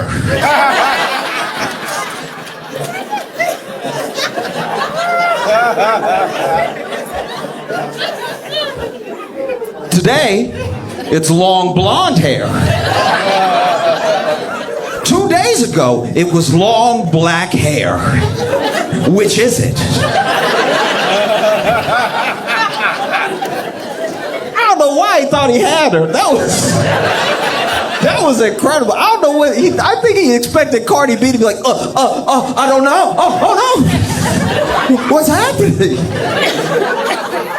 I thought he probably had some follow-up questions ready. He's like, if you're changing your hair, how do we know when you're not changing your story? All right? Miss Cardamom Basil.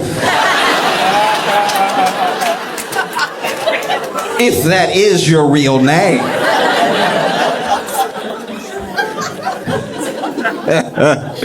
And Cardi B just laughed it off. She was like, they're wigs. Like, what do you want me to do?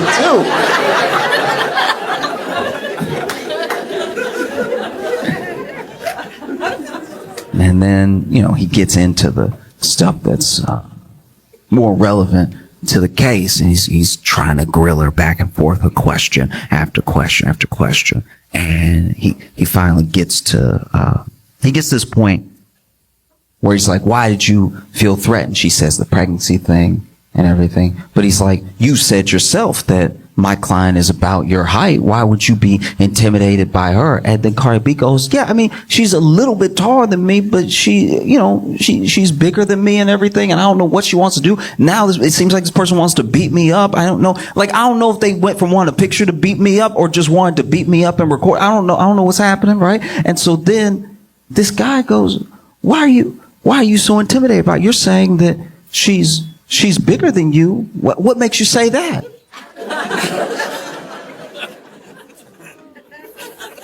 And then Cardi B goes,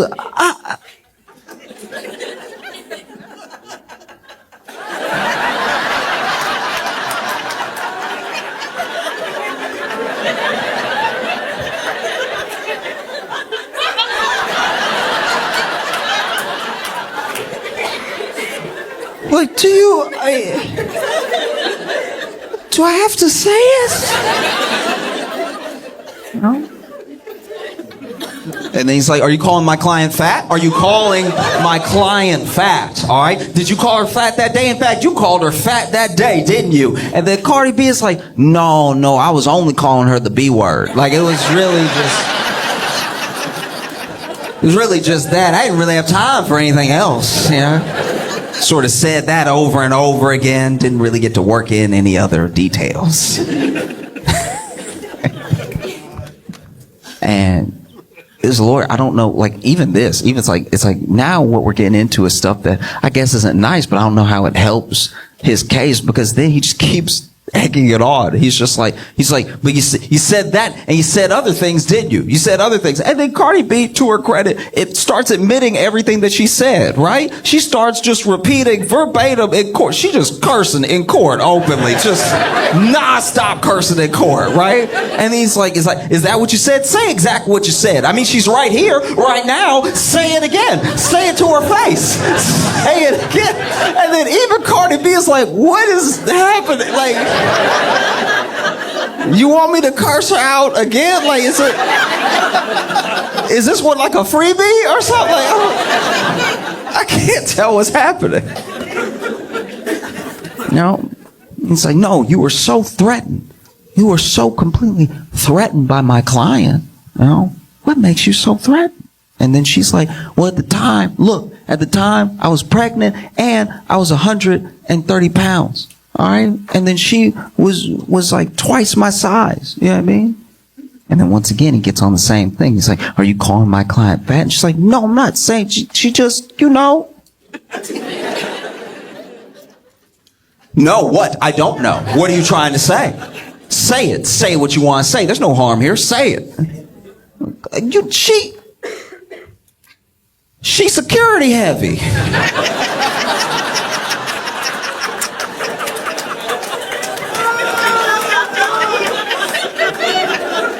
That's so much worse.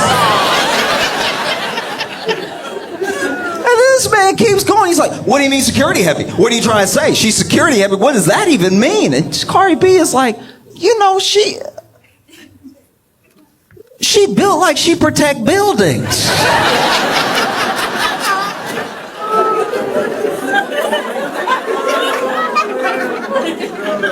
If it were me and I was Cardi B, I'd probably be sitting there furious. Cardi B better than me, you know? I'd probably be sitting there so angry. I'm just trying to live my life. I was trying to go to the doctor privately. My business is always out there. People get paid to get up in my business and everything. And I'm just trying to have a quiet moment. I'm not feeling well. I believe was her first child and everything. No one knows that she's pregnant. And then this whole thing blows up and then she gets sued for $24 million. You know, she's better than me. I'd be sitting there furious at that lawyer. And if I was a security guard sitting there watching this happen, I'd be furious at that lawyer. What are you doing? You just getting me roasted in open court. This doesn't feel like it's getting me any closer to $24 million.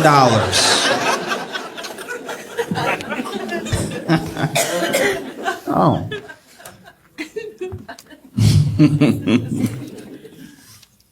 Because I'm not going to sit here and act like I'm better than anybody, okay?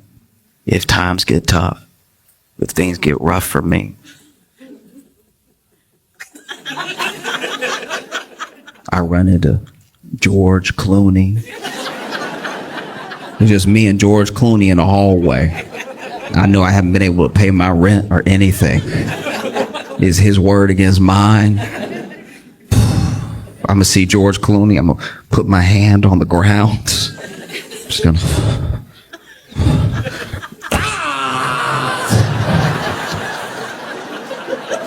Look at what George Clooney did to me.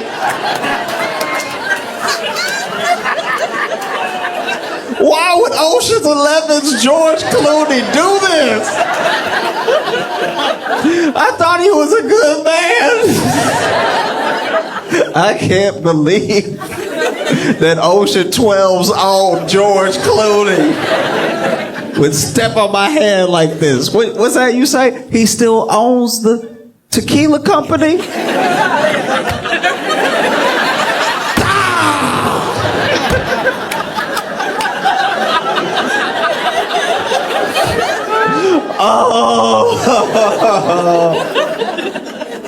Oh no.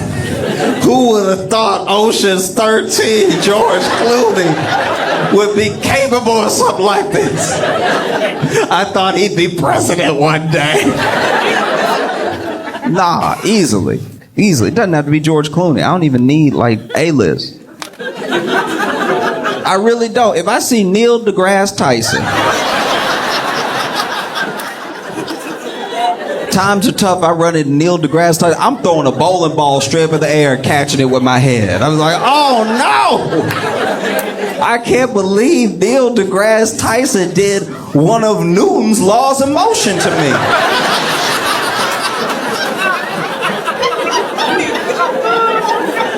I think it was the first one.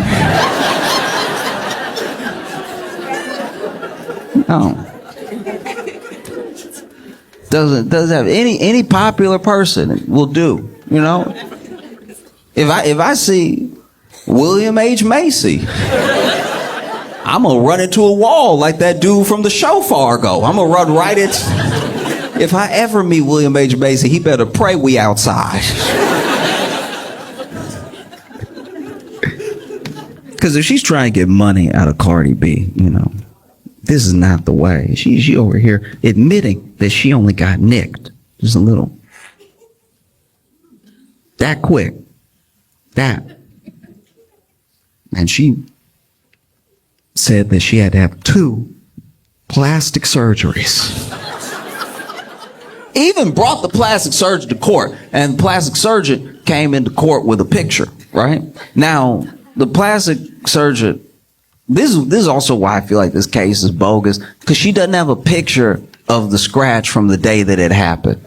Her plastic surgeon had to come in and do a before and after picture, and honestly, I don't know if that dude, the plastic surgeon, I don't see what he did. Like, it's... Even when they tried to show the cut, like the little scar that Cardi B supposedly gave her, maybe they didn't zoom in enough. Like, I don't know but they had the little line pointing straight to it, and I'm squinting. It doesn't even look like Cardi B did $24 of damage.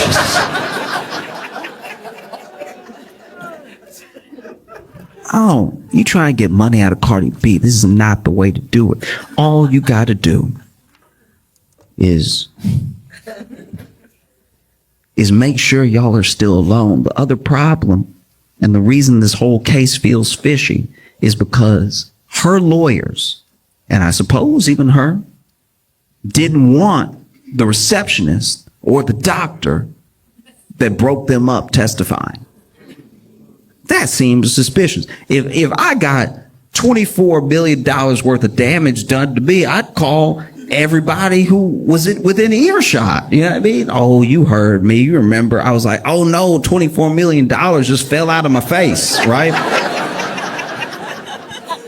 So the fact that her lawyers didn't want those people testifying seems fishy. And then you kind of understand why. I don't know if she was a fully surprise witness or anything, but I know they were trying to block it for a long time. And so the receptionist finally sits down on the stand and testifies, right? And the security guard's lawyer is over here asking just all the relevant questions, right? And some of the questions are getting objected to and then sustained because they're a little leading. You know what I mean? Like he asked a question about how wasn't it my client's job to see fit who should and should not be in the building? And then obviously Cardi B's lawyers objected, because how is the receptionist for one office building in this entire building supposed to know all the ins and outs of the security guard's job, right? And they get to this moment where the receptionist comes out because she says that she heard a commotion, and she gets out there and Cardi B is up against a wall like this, like back up against the wall, and security guard is yelling in her face, right? And so then she, immediately upset by what she's seeing, gets in between the two of them and is breaking it up and tells the security guard, I don't know what's going on here, but you need to go back to your post. This is very unprofessional, everything. And everybody's screaming just so everybody can be heard, right? And the lawyer gets excited. He's like, and so do you think that this could be the moment that Cardi B scratched my client's face? And then the receptionist goes, actually, I'm really the only one that got hit out of the both of them. Like, you know, you try to be a good Samaritan, but... And not only does she say that she's like the only one that got hit between them, but she got a scratch on her face, a scratch that bled, and a scratch on her face that bled that came from the security guard. You could tell the lawyer's out here panicking. He's...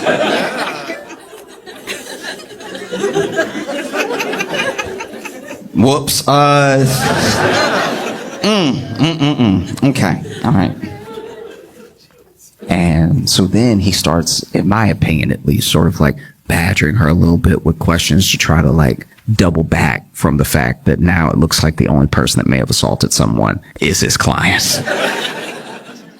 And so he then says, he's like, yes, but you also weren't there the entire time, so you didn't witness the entire altercation. Maybe Cardi B spit on my client before you got there. Maybe she scratched her face before you got there, but you got there and you broke it up and you say that you didn't see anything. But maybe something happened before you got there. You don't know. You don't know. And then the receptionist was like, yeah, I guess I didn't know what it was like to be there till I was there. Yes, I suppose. You got me there. Because it's not just the scratch, I should point out. The scratch is the main thing, but the security guard is also, to my knowledge at least, alleging that Cardi B got her fired as well. You know? And then they had the doctor testify. And I won't say that the security guard's lawyers tried to poison the jury, because they were pushing a narrative the entire time. And the narrative was that obviously the receptionist and the doctor would back Cardi B because she was a client of theirs, a patient. So it benefits them to back up her story, right? And they even say as much while the two people are on the stand, you know. But then the receptionist says, no, actually, the security guard hit me up and said we should sue Cardi B. And I was like, nah, because you started it. Which is also not great for a security guard's lawyer. He's over here, okay, well, look,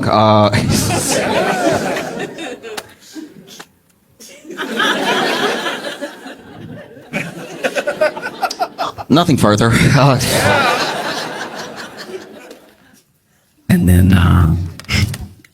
And then they had the doctor testify. Now, the doctor was the last to sing, so by the time he comes out, the receptionist is getting in between Cardi B and the security guard. So he said he was also very upset about what was happening, you know, and he was trying to make sure this thing got broken up. Now, the doctor said, look, what I saw wasn't just unprofessional, it was very concerning me. And I got out there, and the only thing I could think to do was try to match the body language of the security guards. I don't even know what that means, but I imagine it means he ran up out there, he saw three people arguing, and he was like, hey!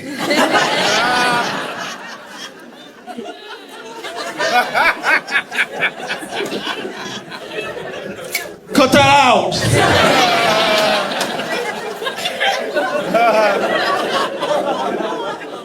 Because by his own account, it's not like he the one pulling people from people or anything. Reception has already broken it up and taken some punishment, and so... And then took Cardi B in, they had their appointment and everything, and then he was so disturbed by what happened and what he saw that he reached out to Superior for the security guard, and, you know, said that soon after that she was taken downstairs during a shift and like let go, right? And that also doesn't look great for her case, because she alleges that Cardi B got her fired, and now this dude in open court was like, no, it was me. It was me. It was me 100%. And I guess I'm just coming from a place of like, if you really wanted to sue Cardi B for $24 million, you don't wait until there's other people involved that are all going to have different accounts of what happened. If you wanted to sue Cardi B for $24 million, you just walk up to Cardi B before she gets in the elevator. Say, hey, Cardi B, how you doing? And then throw yourself down some stairs. That's gonna be the easiest way to do it, you know? Throw yourself down some stairs, all the while screaming out Cardi B singles for every step that you hit. You finally hit that last step, you're like, oh, why would top charting artist Cardi B do this? Oh, she's really about that life. These are bloody shoes. Hey everybody, we're at Helium Comedy Club in Portland, Oregon. Logan went and got a novelty soda for us to try. So we're gonna have some, see what it's like before I go up. Oh, okay. Went with red. That's Okay. Ooh, oh, this blood. This blood. This was either blood or kidneys. Or kidneys? This thing. Oh wait, no, this does stink. Bro, my ears ring. okay. You all right? Make some noise for Josh Johnson!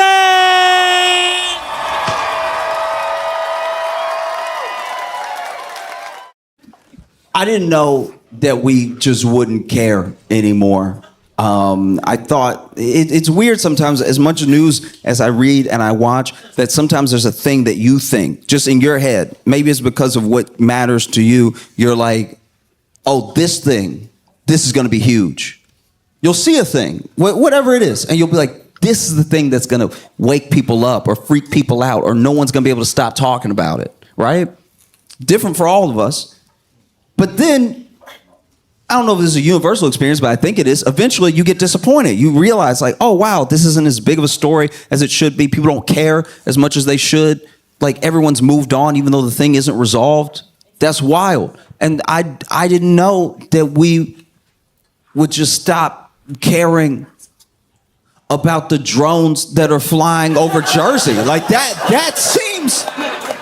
Y'all, that seems like a big deal, and we just sort of let it go. They still up there. Like, it's I guess they don't need batteries because they are still. It's wild. There are drones that were flying over Jersey, and they're loud. They're very high up, but they are so loud that people compare them to helicopters. And they've been flying over Jersey for a while now. And, you know, we all kind of thought, okay, they'll tell us what that is eventually. Someone will know. Someone has to know. Because at first people thought it was kids. And then when they said that the drones were like 6 feet wide, they were like, maybe they're rich kids. Maybe it's like... And then people... And then people started coming up with theories because it was so loud, it was so disruptive, it's over like residential areas, it was so random and everything that people asked the government. The government came out and they were like, "Don't worry about it."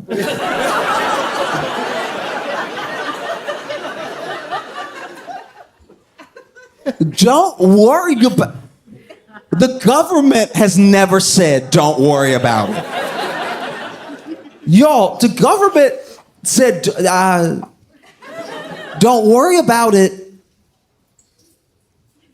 in American history. The government, I would honestly tell you to watch at least like one White House press conference, one like hour of C-SPAN. The most asinine, insane, minute questions get asked of the press secretary. And I'm not saying they always have a legitimate answer, but they always at least try to answer the thing in some capacity, no matter how dumb it is. They never say, "Don't worry about it." That's never been the tact that the U.S. government has taken. Don't worry about it. We shot a balloon immediately. Remember that balloon that we couldn't tell because none of the pictures looked clear enough if it was a child's balloon or if it was actually a spy balloon? But we shot it, I think, with a missile and said, that was a spy. That looked like China. We've still never fully confirmed that, by the way. No one has come out. China hasn't been like, we did send that balloon. That's our bad. We were feeling festive. We were playing. It's never happened. That is crazy. Don't worry about it. There are brown people just alive in other places, and the government's worried about it. Like that. Don't worry about it. That's crazy.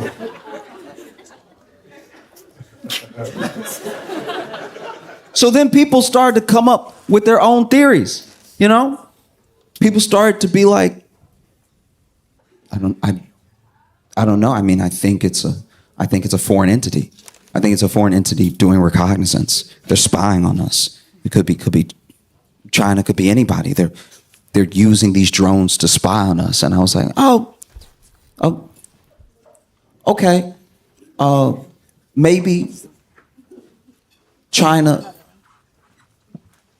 sent a drone as loud as a helicopter with lights on it to spy on Tony's house.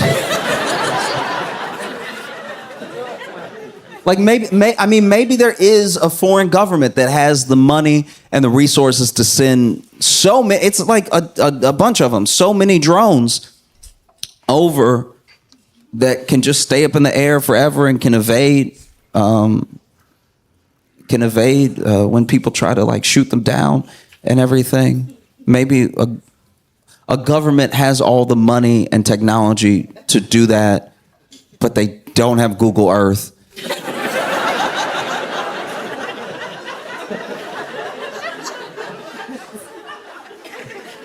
Maybe. And some people think that's very dumb. Some people think, oh, what an idiot. Who would think that? But you know what it's not dumber than? Don't worry about it. That's the dumbest thing a person could say.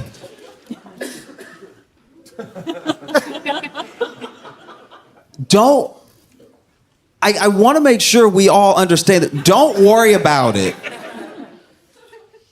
Y'all, I am so scared the government is out of money. Don't worry about it.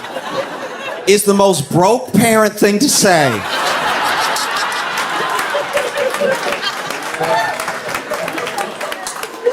Yo, don't worry about it. When I was a kid, my dad drove, I think it was a 92 Corsica. And if you don't know what a Corsica is, you're doing great. Don't worry about it.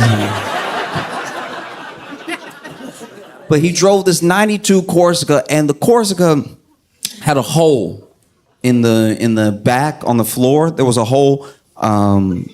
And one day I just went ahead and said something. I was like, hey, Dad, I know that you drive and I'm back here, so you up there a lot and I'm back here a lot, so you probably didn't know what was...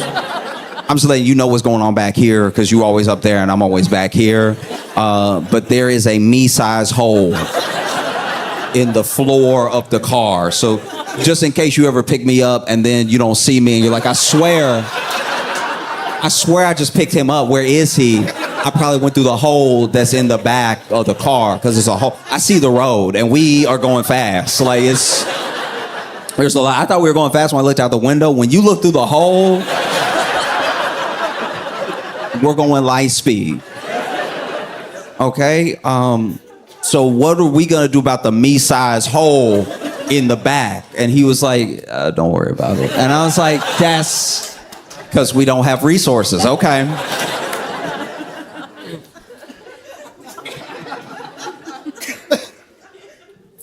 I had a babysitter one time that was making me some dinner, and I don't know.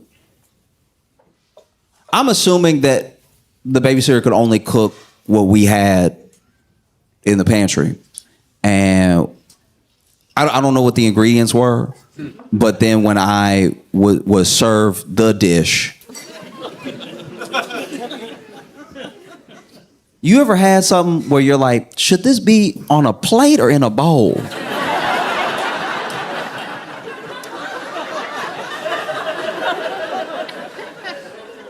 Because it has enough girth to stand on its own.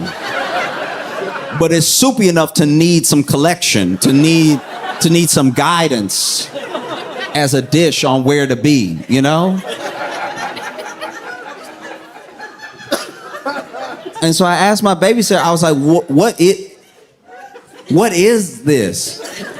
And she was like, don't worry about it. And I was like, oh, okay.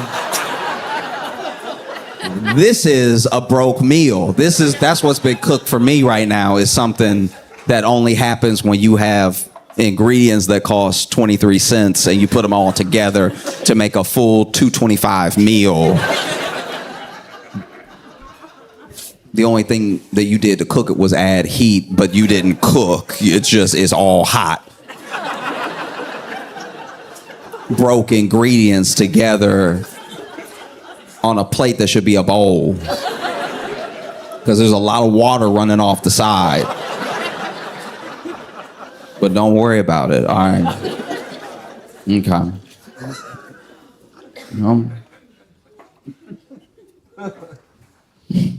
I remember one time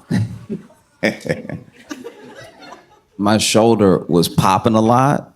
It was like just and like I was like kind of a gangly kid to begin with. So like I don't know what I did, but it was just popping all the time. And I was like, "Hey, Dad, my shoulder is can you hear it? It's popping a lot. It's like popcorn. It's like it's going a lot. Like, does this ever happen to you?" And he was like, "No." I was like, "Should we go to like a doctor or something? Because like I just want to know, is it bad? It doesn't hurt, but it is popping a lot. It's moving. It doesn't want to be my shoulder anymore. Like it's moving all up in there while being kind of still, but like it's not pop.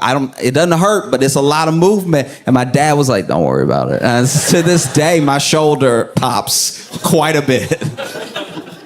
So when the government tells you don't worry about it, it makes you worry about that specific thing. There are some people that think it's aliens. They think that is aliens that are trying to make contact and bolder than ever letting us know that they're here, that they're visiting. And okay. I don't think it's aliens because I just don't know if aliens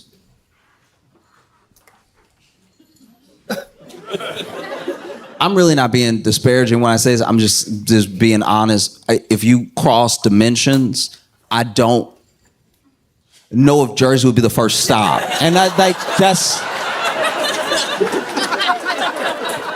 And I know people from Jersey, and they will tell you if I cross dimensions, I'm probably hitting up, Cairo. I mean, I'm hitting up someplace that's a bit more exotic, But mostly I just hope it's not aliens. I hope that it's not aliens because we as humans, this isn't the time to visit us. Like do you know what I mean? Like we're not putting our best foot forward as humanity to get visitors right now. Do you know what I mean? Like aliens coming to see us now would be the equivalent of me coming to see you at 4 a.m. It's like you're just not at your best. You like kind of have morning breath, but kind of not. Like it's bad. No, I don't think aliens would. If aliens are going to come, they should have done it either 30 years ago or 100 years from now. I think that humanity is not.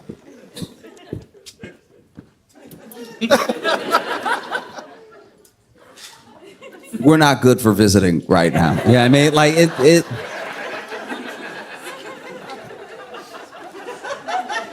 Mainly because we're the only species. Every other species of everything on the planet, every other species of animal is doing their best to evolve.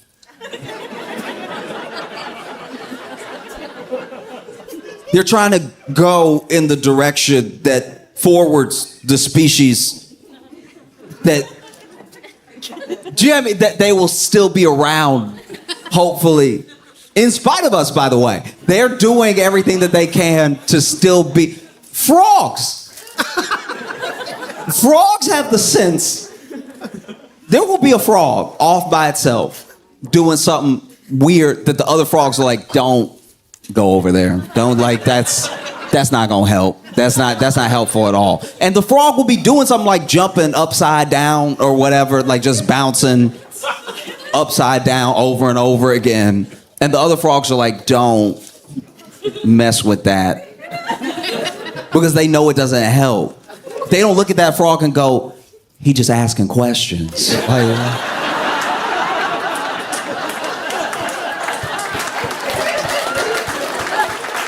Yeah, I mean, like he a free thinker. That's what that is. That's why he jumping upside down. Why y'all all jumping right side up like some sheep frogs? Why don't you start bouncing upside down for no reason? See if that doesn't do something to your mind. No, they're like that. That's not gonna be helpful. And let's all just kind of get that out of the gene pool as best as possible. Oh, we're not serious at all. It's painful.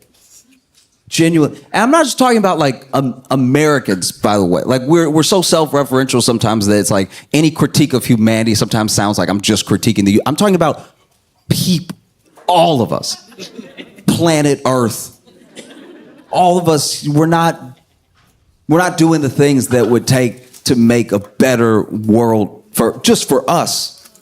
You know, everywhere you go, it's happening. I don't know if you was seen it. It was in Peru. In Peru, there was a drug bust. There was a drug bust where the national police raided this drug house, and who knows if it was like a crack house or a drug warehouse or a kingpin's lair or whatever, but it's where the drugs were. And the head top cop that's leading the charge, leading the raid, led the raid dressed as the Grinch.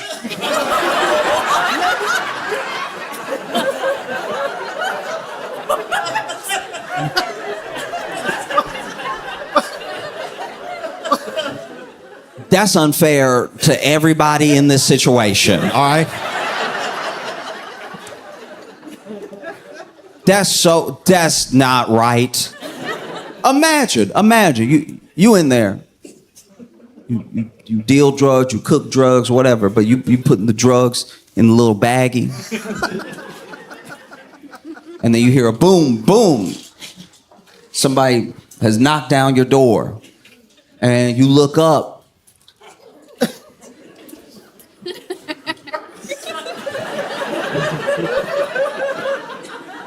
And it's the Grinch. And you think to yourself, actually, you know what? Actually, I do have a sinus infection. No, I do have a sinus infection. I have a sinus infection, and I've been blowing my nose all day, and I've been like taking the Mucinex and everything, but like I have a sinus infection, and then, you know, my nose has been a little runny too, and then when it's runny, you don't want to gross out your coworkers and everything, and so you do a little, and I must have what we making, because that's the only way that it makes sense that the Grinch and the police are here together at the same time. I must have accidentally did what we doing in here to be seeing the Grinch and the police at the same time. Because he didn't just run up in there as the Grinch. This dude, he had the battering ram, and then he goes in. After they break down the door, he goes in and then dropped the battering ram too. Unarmed, just came in character like the great. This man came in high knees, just.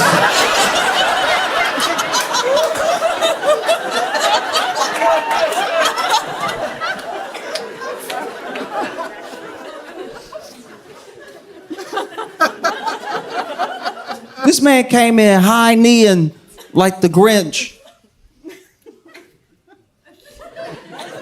That's unfair to the police officers doing the raid, because imagine you about to raid this house. right? And you don't know what could be in there. If they got drugs in there, they might got money in there. And if they have money in there, then they probably got some weapons in there to protect that money, protect those drugs from other gang members or just from the police, right? So you are about to risk your life going in. You fit it up. You have the AR-15 and everything. You getting ready to go. But then ahead of you,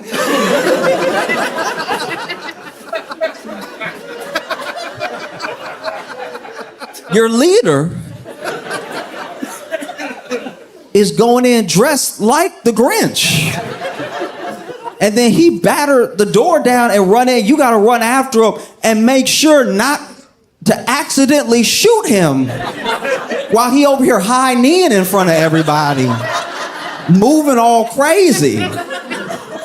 Because they did everything like you would normally see in a raid, like get on the ground, everything. But then the Grinch. Sometimes people try to get in character, and I don't think they understand the character because I need to listen to it again, admittedly, but I swear he was making noises that the Grinch doesn't make. So then they were like, get on the ground, get on the, and then he was like, it's like that's not in there though. That's not in the movie. That's not in the book. What is that? That's not, you're not even speaking Spanish or anything. Just it's like, in what work? Because you can tell, even as they getting arrested, they're like, but is he with y'all? Like, no, I'm getting on the ground. I'm asking though. Like, he's just moving all weird in here. Like, what is that? I'm getting on the ground. I'm just saying.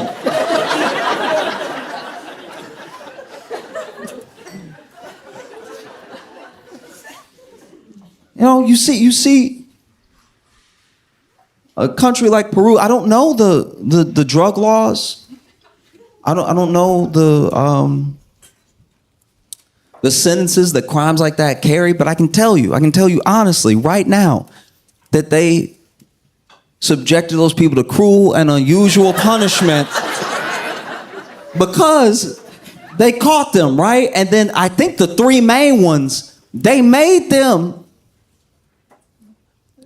take their mug shot with the Grinch. And it's like,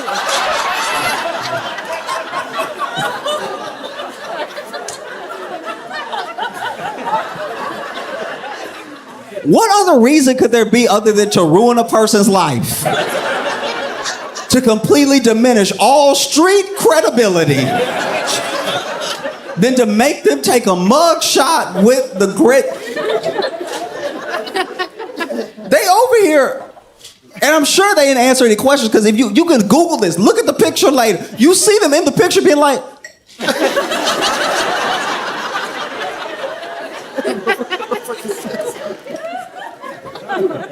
like, why he over here? Like the police never take a picture with us.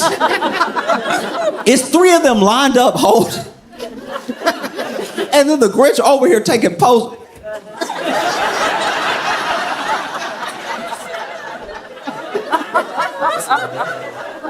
Looking all proud. Because it seems very dangerous to like go in there, batter and ram, and run up in there as the Grinch, but maybe it's not. Maybe he knew that if you run up in there as the Grinch, people so confused that they don't fire right away. They literally like.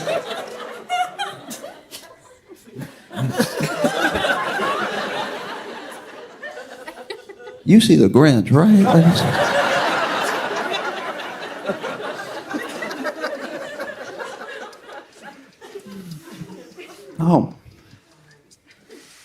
No, we're not a serious people. Not at all. No.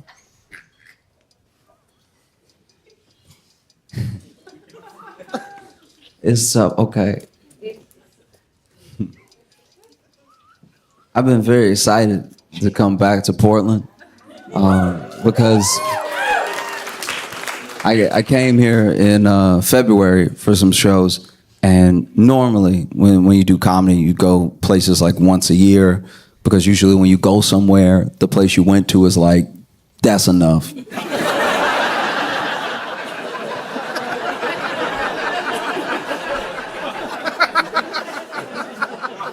We get it. We get what you do. Give us some time. But I was able to come back, so soon, and I love being here. I love doing shows here and everything. I love coming to Portland because y'all don't wait. You hit people at Portland as soon as they land. Like, it's like,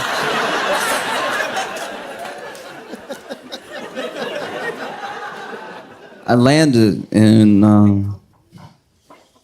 Portland, and my Uber driver to a hotel told me everything. It's the whole backstory. It was a lot. Okay, so top, right? So he basically was in a relationship, then married, and is now divorced from, apparently, the devil. And so then, so him and Satan, they still share a child, a cat, and a timeshare. And sharing all these three things with Lucifer has really made it difficult. It's made his life very hard. And I was listening to all of the woes of each thing, like the child, the cat, the timeshare. And I was like, oh, okay, well, if I'm being honest, you only really gotta love like two of those. You know what I mean?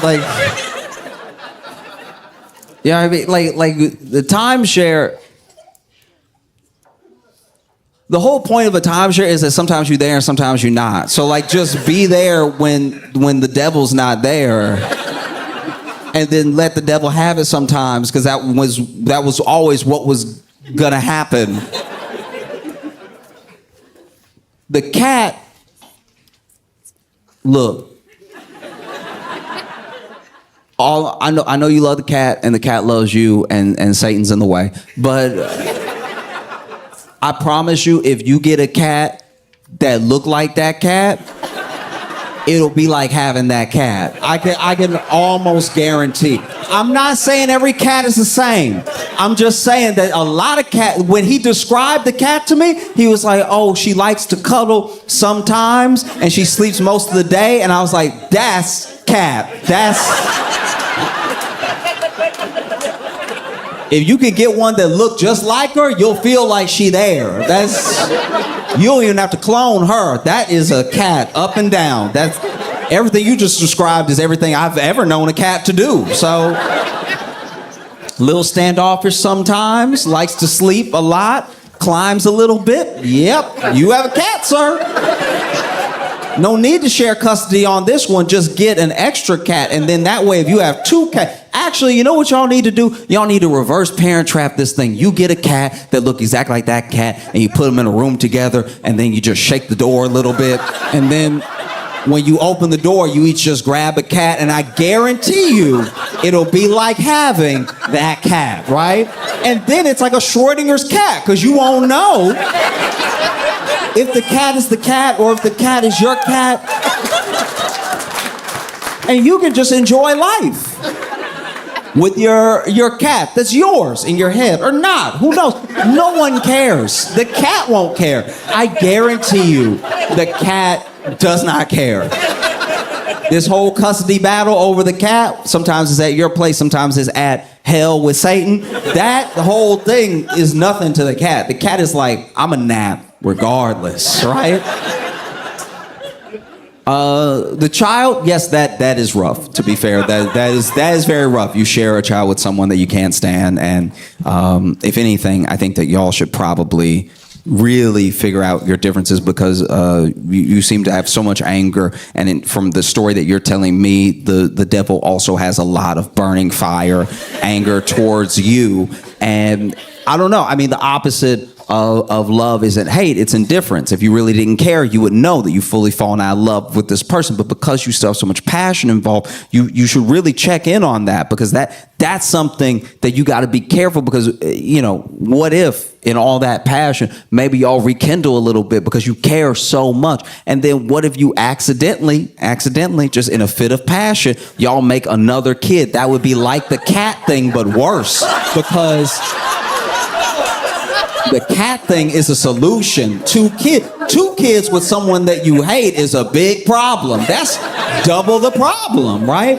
And so then, I guess he wasn't really trying to hear what I was saying, but I only said any of that stuff because I was like, if you tell me your whole life, I thought that you would want some notes on what was going on.